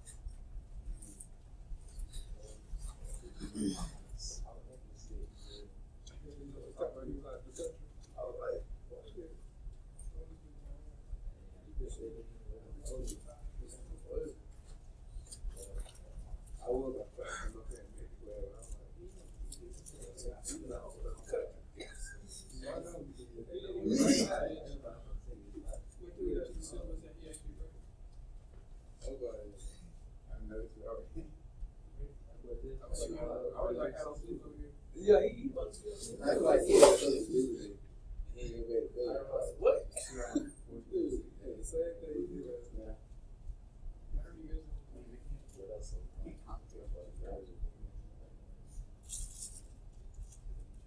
it always like slow pace? That's why I bring some whatever.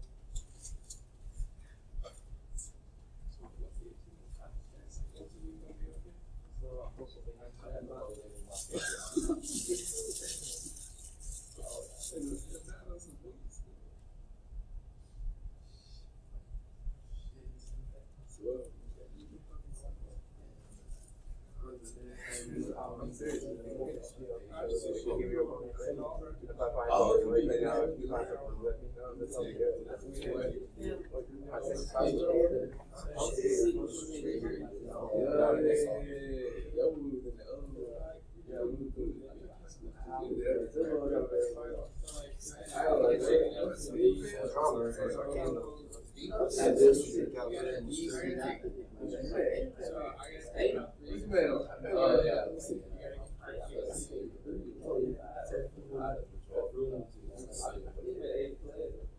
Yeah, I know I had a play. But I forgot what it was.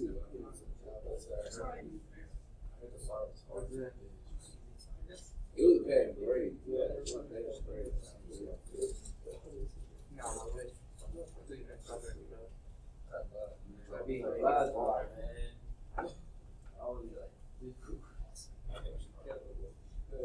That boy took the next semester. And he is the one.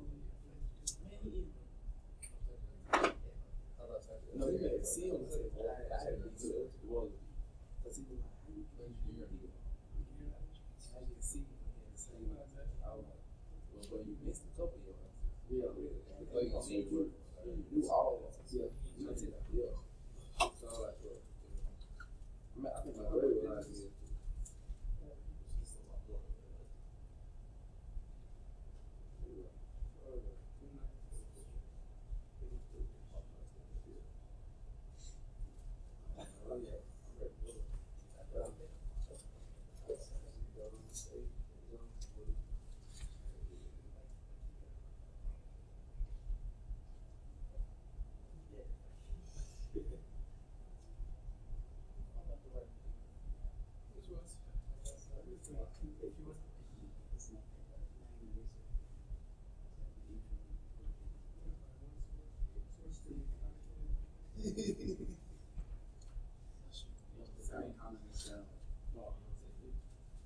I am.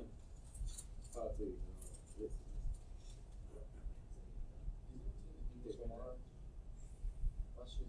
I gotta tell you. Who you take?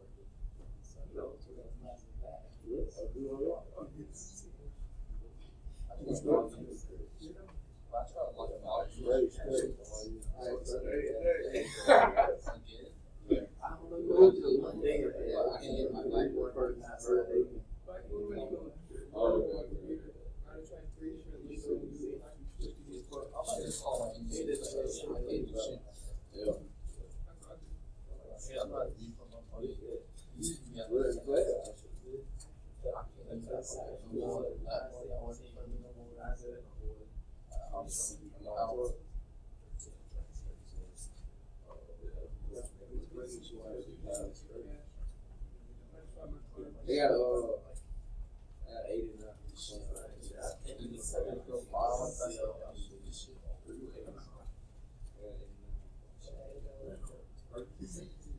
Yeah, I know, right? Test 1 and test 2. I had 90.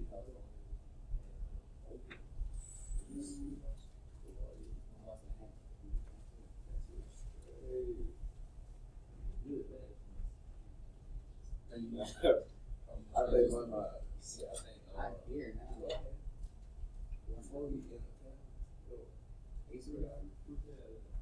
Sure.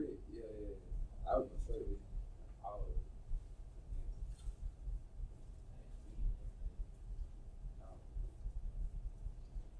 it. Okay. Everybody back to left. We know you probably couldn't get in here. You have it in? Yes. Okay. I found out some things, and it's not good news. The whole system's down. Okay, that's why you can't get anybody. Okay. And what's more, because I went down, because my desktop computer is, hardwired into the system, so I thought maybe I could get that even if Wi-Fi was down. But I couldn't. But I got a new used computer since the break, so I thought maybe it's just not working. So I called the IT person who I sent you down to, went straight to voicemail. So I called the lady whose office is right outside hers, it went straight to voicemail. So then I tried the records office, and because that was the next number I knew, and that person answered the phone and said, "You're the first phone call we've gotten. Did you know the whole system was down?" And you see, our phone system is VoIP, Voice over Internet Protocol. So when the Internet's down, it's down. Well, evidently it's coming and going a little bit. I just happened to call a runtime when it flew up, and then I tried again, and it won't. So everything's down. Okay. So what I'll do, I can still do what I was doing. I forgot I left this on, so we're going to have a lot of dead time there. I usually try to end that. But what I'm going to do is close this and open this.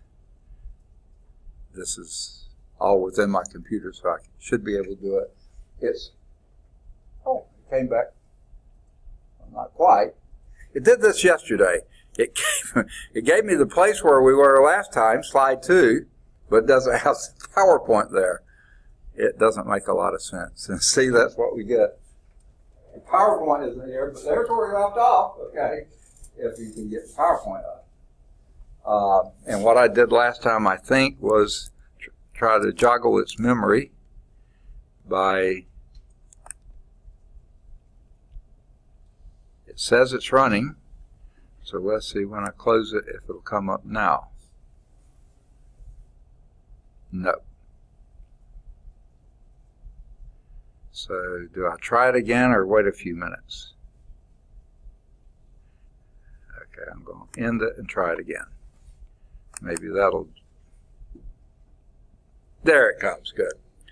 Okay. All right. We'll start the slideshow from the current slide.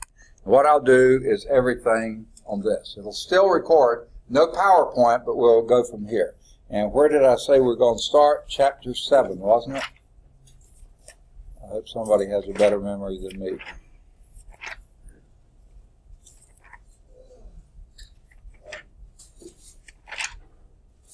All right. All right. Now, I'm not going to write everything down. Those who have books, hopefully you can follow. If you don't have books, try to use your imagination. All right. Chapter 7 is applications of integration. Okay? 7.1, the first section in here, is area of a region between two curves. And oh, how I wish I had PowerPoint, okay? Because these would all be on it, but let's imagine we know what's going on here. So, in fact, I'm going to go back a slide. I'm going to use this graph paper, or simulated graph paper.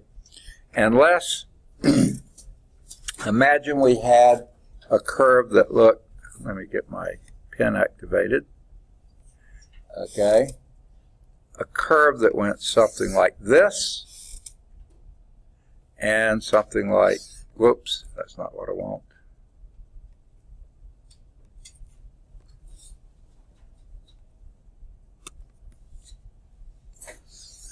Something like that, okay? Actually, I like the one I had before better. Let me go back and change that.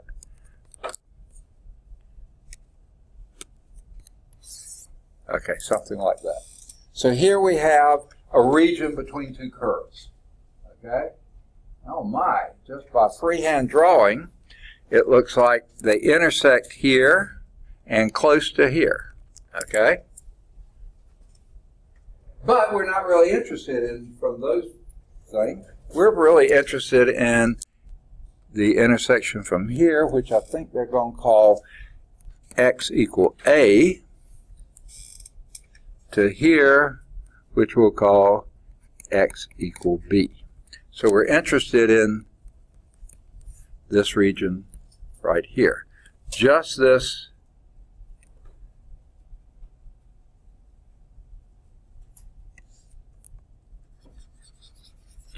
area here. We're interested in the area between those two curves. Okay? Now, whoops, I didn't do that right, did I? I wasn't paying attention. Okay, let me start over. Area in here, just between those two values, between those two curves. Okay, that's where we're interested in. Okay, now, what we're talking about is the region, the area of the region that's yellow there, between these two curves, and they list this as function f, and this is function g. Okay, so we're doing between f and g, and we're doing between the values x equal a and x equal b. Okay, now, going to do something else first.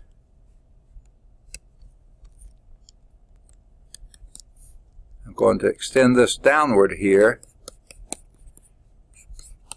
and also include this area. Okay? And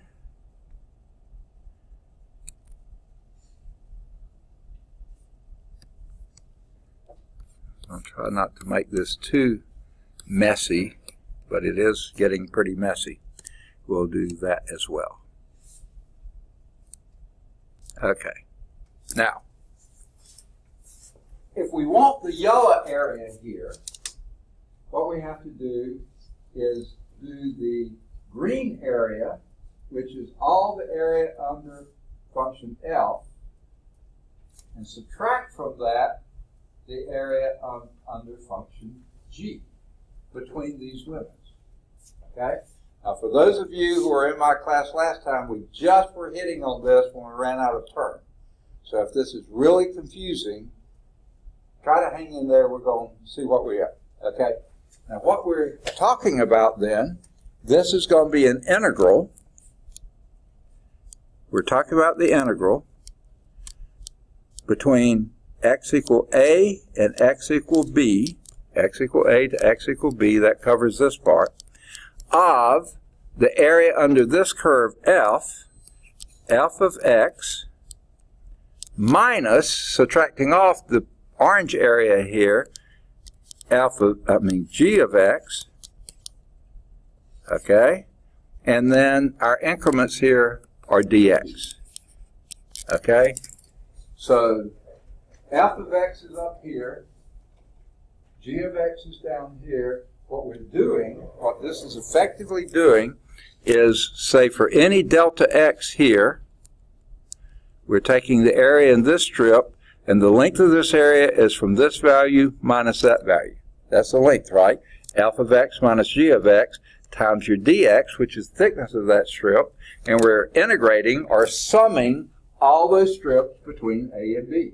That's going to give us the area, which is our yellow area there. Okay? Area between two curves. Okay? Now, I know where we left off last time, for those who were here. Did we get into Riemann sums? I think we were just getting there when we ran out of term. That's what we're talking about here. We're talking about splitting this, whatever area you're talking about, with dx, that's your incremental x. It was a delta x, and you take the limit of it, it goes to dx. Okay? So the dx is your thickness of that strip, the length of the strip is between f and g, f minus g, that's the length of the strip, and you're summing all those, which is what an integral does for you, everything between a and b. That's what an integral does for you. Area between two curves, under a curve, whatever. Okay? So that's what we've got here. So here is the, I guess you would call it sort of a definition. I'll go to the next slide. Area of a region between two curves if, here's the conditions, if f and g are continuous. Now, that's sort of necessary, isn't it? Let's go back here. If f was a discontinuous function, and it went up to here but then picked up down here, how in the world are you going to do that? You know, that's going to be tough. Or if g was discontinuous, it came down here and then picked up and went here, you can't do areas between things like that. It's just too ambiguous, okay? But if both of these are continuous, that's a requirement here. Okay, so both f and g are continuous functions on the interval a to b. And by the way, this is a closed interval. In reality, the area is going to be the same whether you have open intervals or closed intervals. But what we're suggesting here, both functions are defined at both endpoints, so that's why we leave it closed. Okay, on a to b, then the area of a region bounded by those two graphs and the vertical lines x equal a and x equal b. I guess I should be writing all that down. I don't want to write it all down.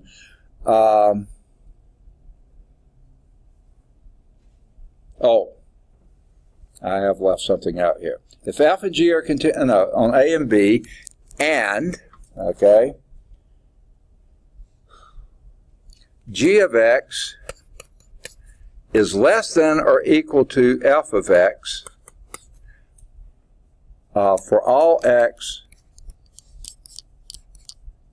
on a to b. So let's go back to our picture again. Sorry, I wish we had the PowerPoint. This is having the service. So you see f of x is always greater than g of x in this interval a to b. So we can do this. If we were down here, where part of the time f is less than g of x, and part of the time it's greater, you're going to have some cancellation out. So don't do that. Make sure that you're in an area or region where f of x is always greater than or equal to g of x. So we could have gone from here to there. There they're equal to each other. You could have done that, done the whole football, okay? What we are, we're truncating it here and here, and just doing that part there. So that's the other requirement. F has to be greater than G for this to work right, okay? On A to B. Then, my writing stinks, sorry about that. Don't you wish we had PowerPoint? Then the area of the region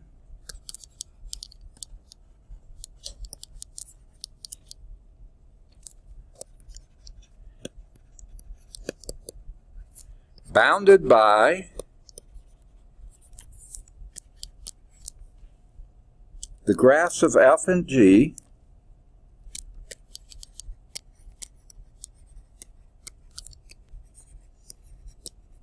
okay, just like we saw on the others on the graph thing, and the vertical lines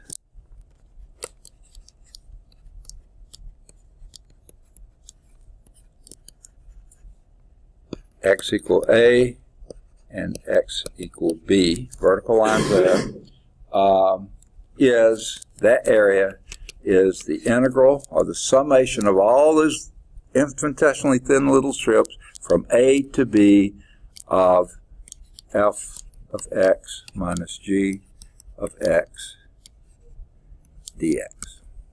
Okay? Now, just as a reminder, okay, in case some of you, that when we're doing the rules for integrals, just like the rules for derivatives, you could have written this as the integral from a to b f of x dx minus the integral from a to b of g of x dx. Okay? And if that was indeed easier, now let's go back and see what we're talking about there. Remember, this is the area under f of x from a to b down to x equals 0. I mean, y is equal to 0, f is equal to 0. That's that part. That's the green part minus this part. That's the integral under g of x between g is equal to 0 and g is equal to, y is equal to 0 and y is equal to g. So they have that's the same area. So you can either do it as the difference of the functions in there, that's what this represents, or you can do it as I indicated on the next page, this area under f minus this area under g, that gives you the same thing. And that just reinforces what we know, that the integral of a sum or difference is the same as the integral, the sum or the difference of the integrals. That's what this is saying. Okay? Read that last line again. What's that? The last line that you wrote. This right here? Third row. The graphs. Oh, read it. You're making fun of my writing, I can tell. I got your name here. Okay. By the graphs of f and g and the vertical lines x equal a to x equal b. That's bounded by the graphs, that's the football, and those vertical lines that indicated it. Okay. I got it. I'm not hurt at all much. Okay. All right. Okay, I think. Okay. Let's go back to the graph. Okay. Now, we were looking at a region between x equal a, x equal b, and between the two graphs. Could those x's and a's go somewhere here? So x is negative? Yeah, they could. That could be extended up to the point where they're equal to each other. Could these go like that, below that? Yes, it's still the one on top minus the one on bottom. Again, think of your little thin rectangle there, f minus g times dx. That's what you're summing. And it could have even crossed like this, because you're still doing f minus g. Here's f, there's g. That's the height here, and the dx is there. It can sum. So they can be partially above or below the x-axis, partially in positive negative positive territory for x or positive territory. It doesn't matter. Your integration still works. What it doesn't work, you can't be outside here. You have to be in the region where f is always greater than or equal to g. So you have to be within that. Out here, you do g minus f if you were in a region out there. Same thing there. The always is higher minus lower, greater minus lesser. Otherwise, you're going to come up with a negative area, which is sort of hard to picture. Okay? Draw me a picture with a negative area of -3. Okay? Do it for me and you win a prize. Okay, never mind. All right, let's move to example 1. Okay, let's clear. Let's see, that's not the right slide. Thing to hit. Let's clear that. And by the way, y'all have to keep up with and help me keep up with time. I get so excited about this stuff, I'll just talk all afternoon. So help me out. Okay. Yeah, I know you wouldn't do that anyway, but I'm asking you to. So if I didn't ask you, you would let me keep talking forever. Okay. Find the area between two curves. Find the area of a region bounded by the graphs of y is equal to x squared plus 2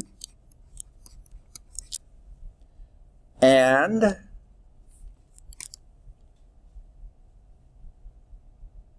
y is equal to negative x equals 0, and x equal 1. Okay? Now what we better do is graph each of these. I thought I would write as I was writing them, but didn't stop myself in time. Let's graph these individually. First one, y is equal to x squared plus 2. How's a good way to graph that without having to think too hard? Because we don't want to do that, do we? Never want to think too hard, right?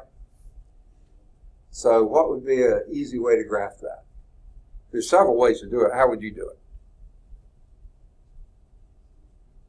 Plug and chug? Yeah. Is that what you're going to say? Yeah. Pick an X. Give me an X. I feel like a cheerleader, right? Give me an X. 0. Okay. No. Okay. A number. Okay. I'm going to show you a little bit easier way to do that. I mean, you may not think it's easier. Let's think just for a moment, without thinking too hard, about what x squared looks like. At 0, 0, 1, 1, 1, negative 1, 1, 2, 4, negative 2, 4, 3, 9, blah, blah, blah. That's what it looks like, right?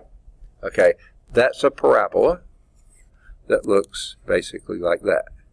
The trouble is that's not the one we've got. The one we've got is x squared plus 2. So all we do is go up 2 from every point that we drew there. And that's the one we've got. So let's erase the first one. Is that okay? That was a made-up one. And let's do the parabola up there. And that would be something like this. I don't draw well at all. Okay? There's your y is equal to x squared plus 2. That's this one. Okay, how about y is equal to negative x? How do I draw that one? Let's draw that in a different color, okay? You pick a color, any color, other than black. Red, okay. We'll do this one in red. What does y is equal to negative x look like? It's a straight line, you're absolutely right, with, say again? Downward slope, right? What is that downward slope? Say again? Okay, I got that, okay, that's downward, but what is the value of the slope? Negative 1, okay, with y-intercept of 0, okay, I think we can handle that one. This one will be 0, 0, this is a downward slope, right? Slope of 1, negative 1, going like that.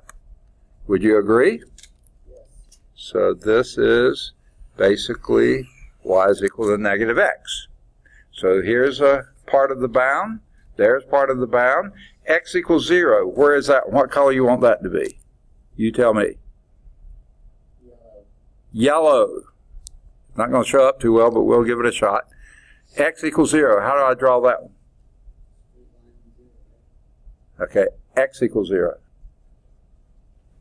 Ah, okay. He's giving me his blessing over there or something. Okay. X equals 0 is the y-axis. All along the y-axis, x is 0, right? I told you this wasn't going to show up too well, but against the black background, it probably shows up better than anything else. So good choice. Okay, so this one is the yellow one. Okay, and x equal 1. What color you want that to be? Purple? Okay, regal color. Okay, x equal 1. Where's that?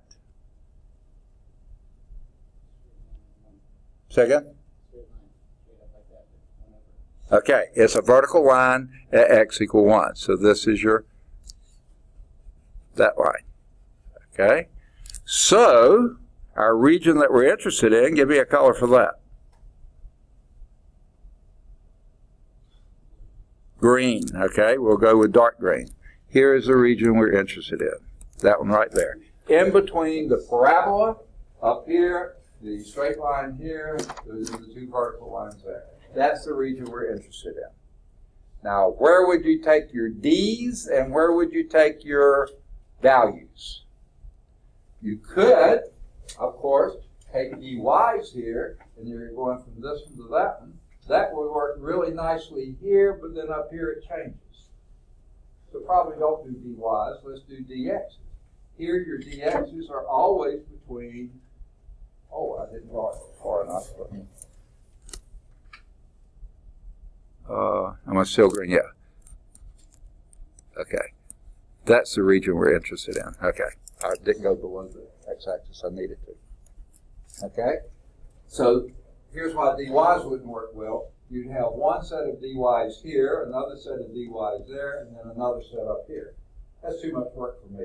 By the way, I have this theory about, I don't know, I've never heard anyone else promote it, but I tend to believe it. I think to be a good mathematician and really good at calculus, there's one requirement. You've got to be a little lazy. Do any of you qualify? No, you're all hard workers. You can still do it. Don't sweat. Okay, you can. But if you're a little bit lazy, you're always going to look for the easiest way to do the problem. Okay? So that's why I think it's good to be a little lazy in math. Okay? If you did your dy's, you got one set here, and then one set up here. But if you do dx's, your increments along x, then you're just going from this graph to that graph. And that's really easy. You can do all of them, just go from 0 to 1. So let's try that as our integral. So you want to go back to black? Okay. That would be the integral from the x's. You're doing your dx's here. Okay.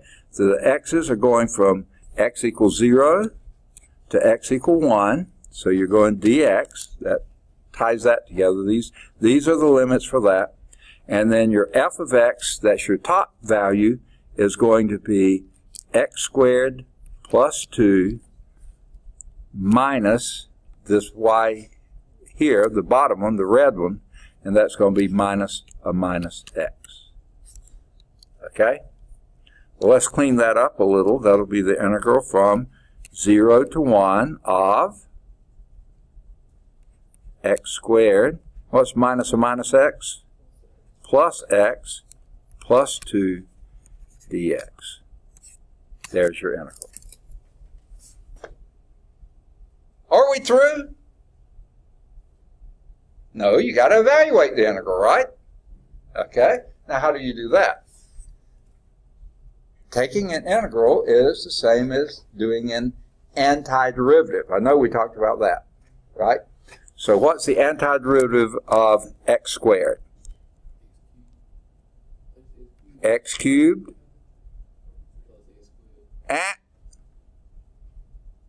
over 3. Oh yeah, don't forget that. Okay, plus x squared over 2 plus 2x. And we're going to evaluate that from 0 to 1. Okay? Now, if you have any doubt that you integrated right, all you have to do is take a derivative, right? Take a derivative, you should get back here. Well, the derivative of 1/3 x cubed would be 3 times 1/3 is 1, x squared, that's right. 2 times 1/2 is 1, x to the first power, and the derivative of that is 2. Yes, that's right. That's why you had to have the denominators there. Okay? Now let's evaluate that from 0 to 1. I'll do the 0 part, you do the 1 part. Okay, do the 1 first, and what does that give you? X equal 1. 1/3 plus 1/2 plus 2. Okay, I'll do the 0 part. Minus 0. Okay, I've done it. Okay.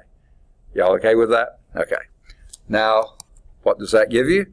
1/3 plus 1/2, that would be 2/6 plus 3/6 is 5/6, so that would be 2 and 5/6. Or if you didn't want to write mixed numbers, that would be what? 15/6, is that what you? 17 over, you're right, 17 over 6. Okay, almost 18 over 6, which is 3, you're right. Okay, let's see what they got. Oh, look at there, they got 17/6. Good deal.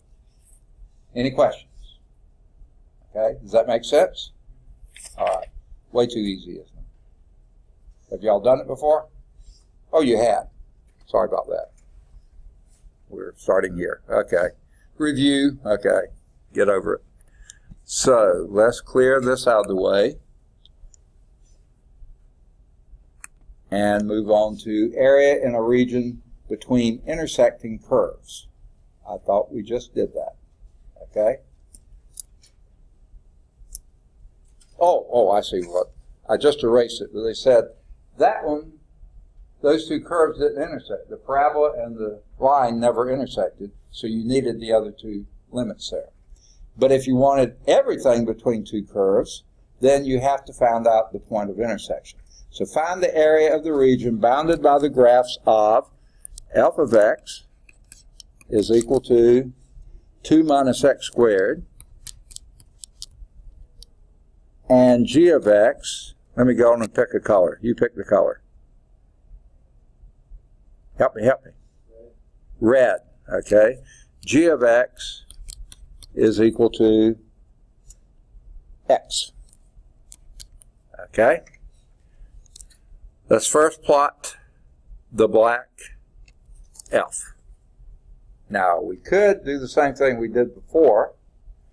Just imagine our first curve, x squared,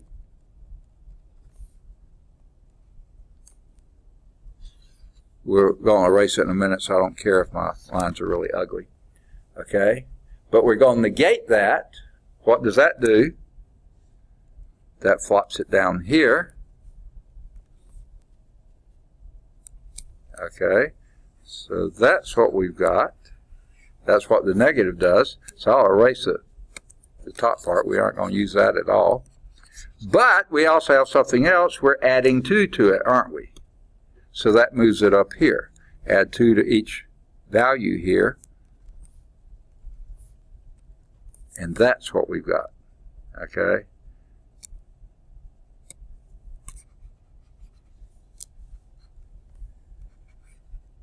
Whoa, I hit the wrong one. Okay. Okay. Except I think I can get one more. Because the next one would have been a 3 minus 9, but since I've gone up 2 minus 7, I think that goes to right here. So here is your parabola, I think. There is your F function, and again, I can't draw it worth a toot. Okay, and then what's the G? How can I do the G there? Tell me something about G. Okay, and y-intercept is 0, so here is your line. I could go on out there, but who needs it? And we could go back here, and who needs any beyond that? So, it says, find the area of the region bounded by the graphs of f of x and g of x. So here is the region we're talking about. I'm going to make it yellow. Okay.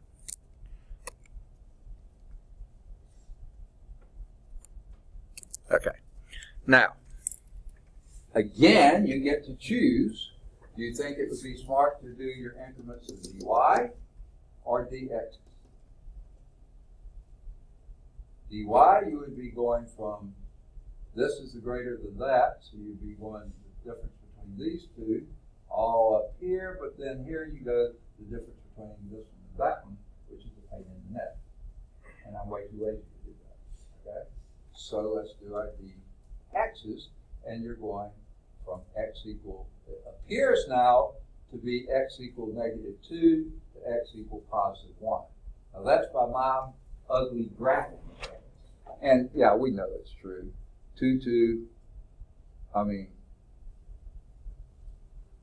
Negative 2 squared would be negative 4. And 2 minus the negative 4 would be negative 2. Sure enough, that's a negative 2, negative 2. That's on the line. And if you had done a 1 minus 1 is 1. So 1, 1. You know those are on both. Well, this is real simple.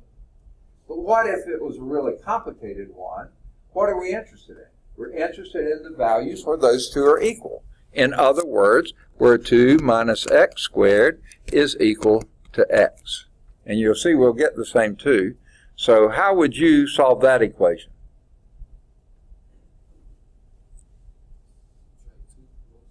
Say again? I think that would be a good idea. Okay, and that gives you minus x squared is equal to x minus 2. What next? It's a quadratic. And anything higher than linear, you want a factor. But before you factor, you want it equal to 0. Okay? So let's go on and add your x squared to both sides. Okay? So that gives you your 0 here is equal to x squared plus x minus 2. Now you factor. And how does that factor? Obviously, x times x, and plus times minus, right? And what two values would you have there? Two numbers that multiply to be 2 and add to be 1. Opposite signs, by the way. 2 and negative 1. Let's check it and see. FOIL it. X squared minus x plus 2x plus x minus 2. Sure enough, that works, and we get a smiley face because it works, right? Okay, never mind. Now, what does that mean? This is equal to 0, so either x, forget the smiley face, I was just making fun, okay? Y'all are wrapped up in that, I can tell. Okay, what do you do from there? Second, set each one equal to 0, x plus 2 equals 0, or x minus 1 equals 0. Why is that true? Anytime you have a product of two entities equals to 0, that's why we wanted to set it equal to 0. One or the other has to be 0, right? There's no number you can multiply by another number and get 0 unless one of them is 0, right? So either one of these is true. What does the first one tell you? X equal negative 2 or x equal 1. That's exactly what we got. X going from negative 2 to positive 1. Yeah. Okay. We can see it on the graph, obviously, even in my ugly graph, but this is how you do it if it didn't come out something you could pick out for sure on the graph. Okay? So now, what's your integral? If you're doing dx's here, you want your x limits. So what would be your x limits? From negative 2 to 1. And it's going to have a dx here. And then what's your function? Always upper minus lower. What's your upper? 2 minus x squared minus x. Okay? Now, you could integrate just like that. There's nothing wrong with it. What's the antiderivative of 2?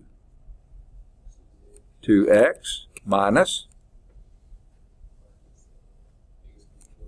x cubed over 3 minus x squared over 2. Boy, they want to make sure we understand how to integrate those three, don't they? Evaluate this from negative 2 to 1. I'll do the 1 part. That'll be 2 minus 1/3 minus 1/2. You do the minus 2 part.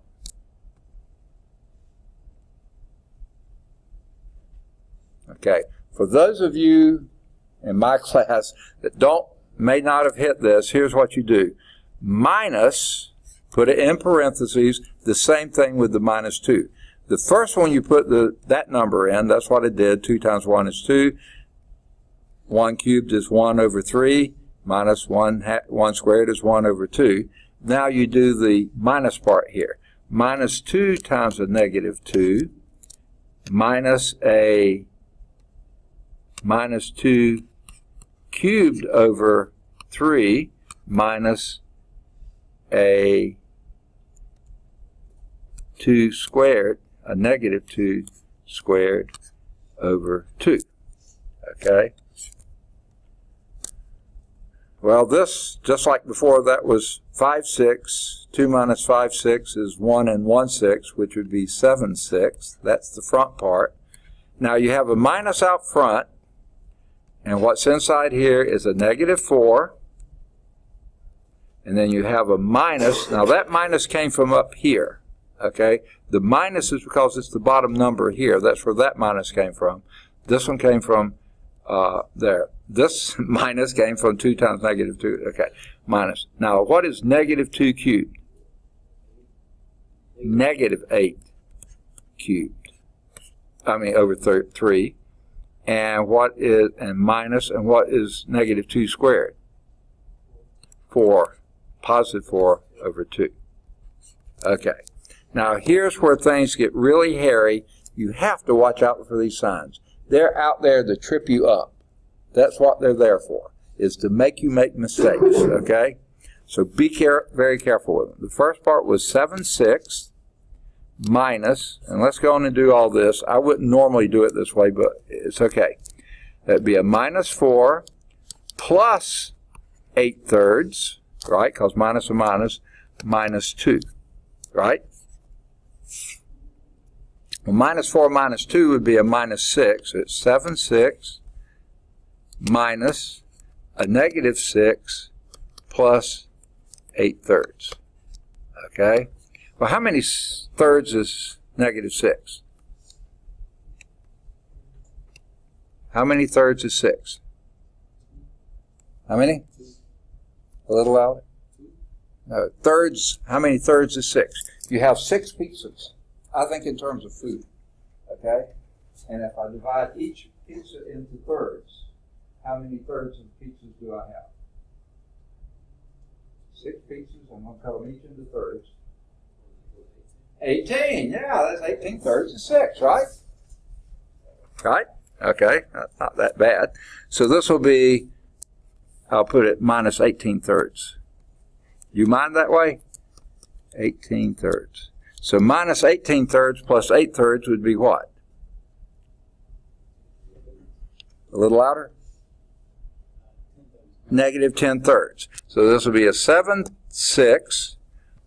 Minus a minus would be a plus 10 thirds. Well, I need them in terms of 6. So how many 6 is 10 thirds? 26. So make this 26. And 7 6 plus 26 is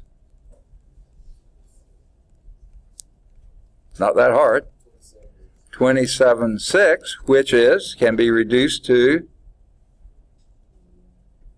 9 halves. 9 halves. So that's what I think the area under that is. Now let's just sort of see for fun.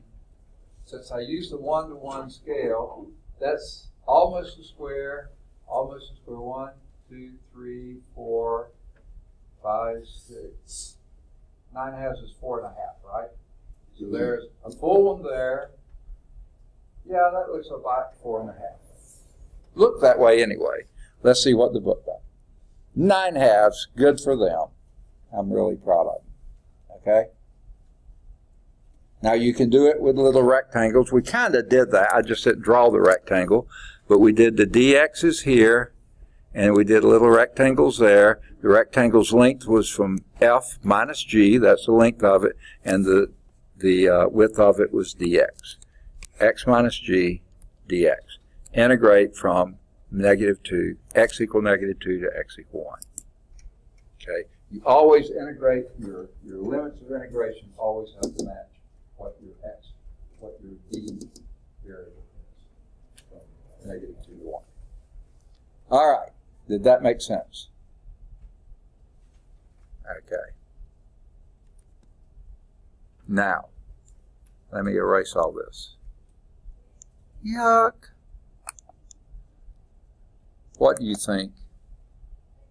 You think we're going to do example 3 in the next 3 minutes? I kind of doubt it. Okay, sorry about this. We should have got going longer, sooner, and didn't have all the computer problems. I wish lots of things would have been differently. But we did. Hey, but we don't go anywhere yet, do we? Because we got to talk about homework exercises. Now, I'm not sure I mentioned this in this class. I just finished teaching a previous class. On your homework exercises, let me put something in here to mark my place. Okay. On your homework exercises, in 7.1, for those of you who have your books, or will get your books. Okay. All right, 7.1. Do you see these at the top? You can write those things down. You can think about them. You can make sure you understand it, whatever the concept is. Starting with 5. Work any of the odds 5 through 9. See how they're split into groups. I think you can do any of the odds, either 11 or 13. I think you can do any of the odds 15 to 27. Okay, stop right there. Okay, wait. Yeah, I think you should do that. No, wait, let's just do 15 through 21. No, yeah, 15 to 21. Okay, let's stop at 21. Now, why did I say odds? Say again? Yes, they have the answers in the back of the book. Now remember, if you think back a minute, I said I like the author. Here's something this author does that I don't know of many authors that do. In addition to the answers being in the back, so I would work the problems, see if you got the right answer. If you didn't, see if you can figure it out. If you can't figure it out, normally you come back to class the next day and ask me, and I would try to help you. But guess what this author does? He has this thing at the top here. It says, see calcchat.com for tutorial help and worked out solutions to the odd number exercises. So guess what? He has all those worked out. It's a free website. Go to calcchat.com and you can find these work and do them. If you can't get the answer in the back, can't figure out how to get the answer in the back, go to calcchat.com. But not just there. Notice in each of those exercise set, number 7 is in red, number 11 is in red, and number 17 is in red. What does that mean? That means he has these worked out in even more detail at a thing called calcview.com.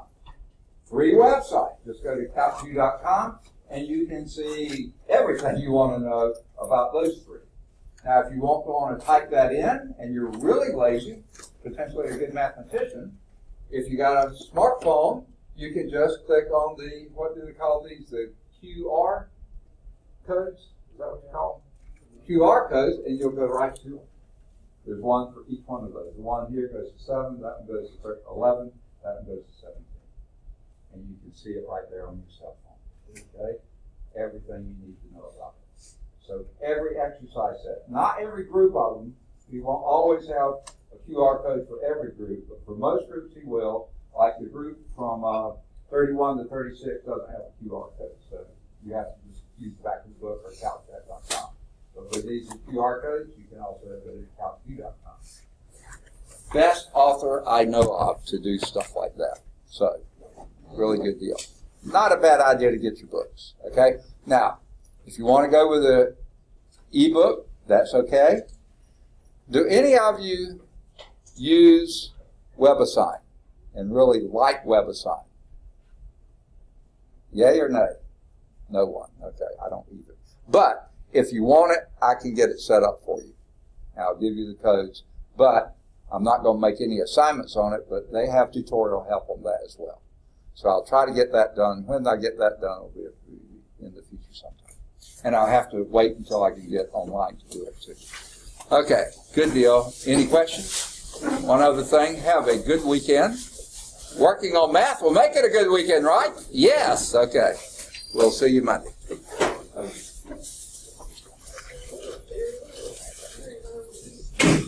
right, take care.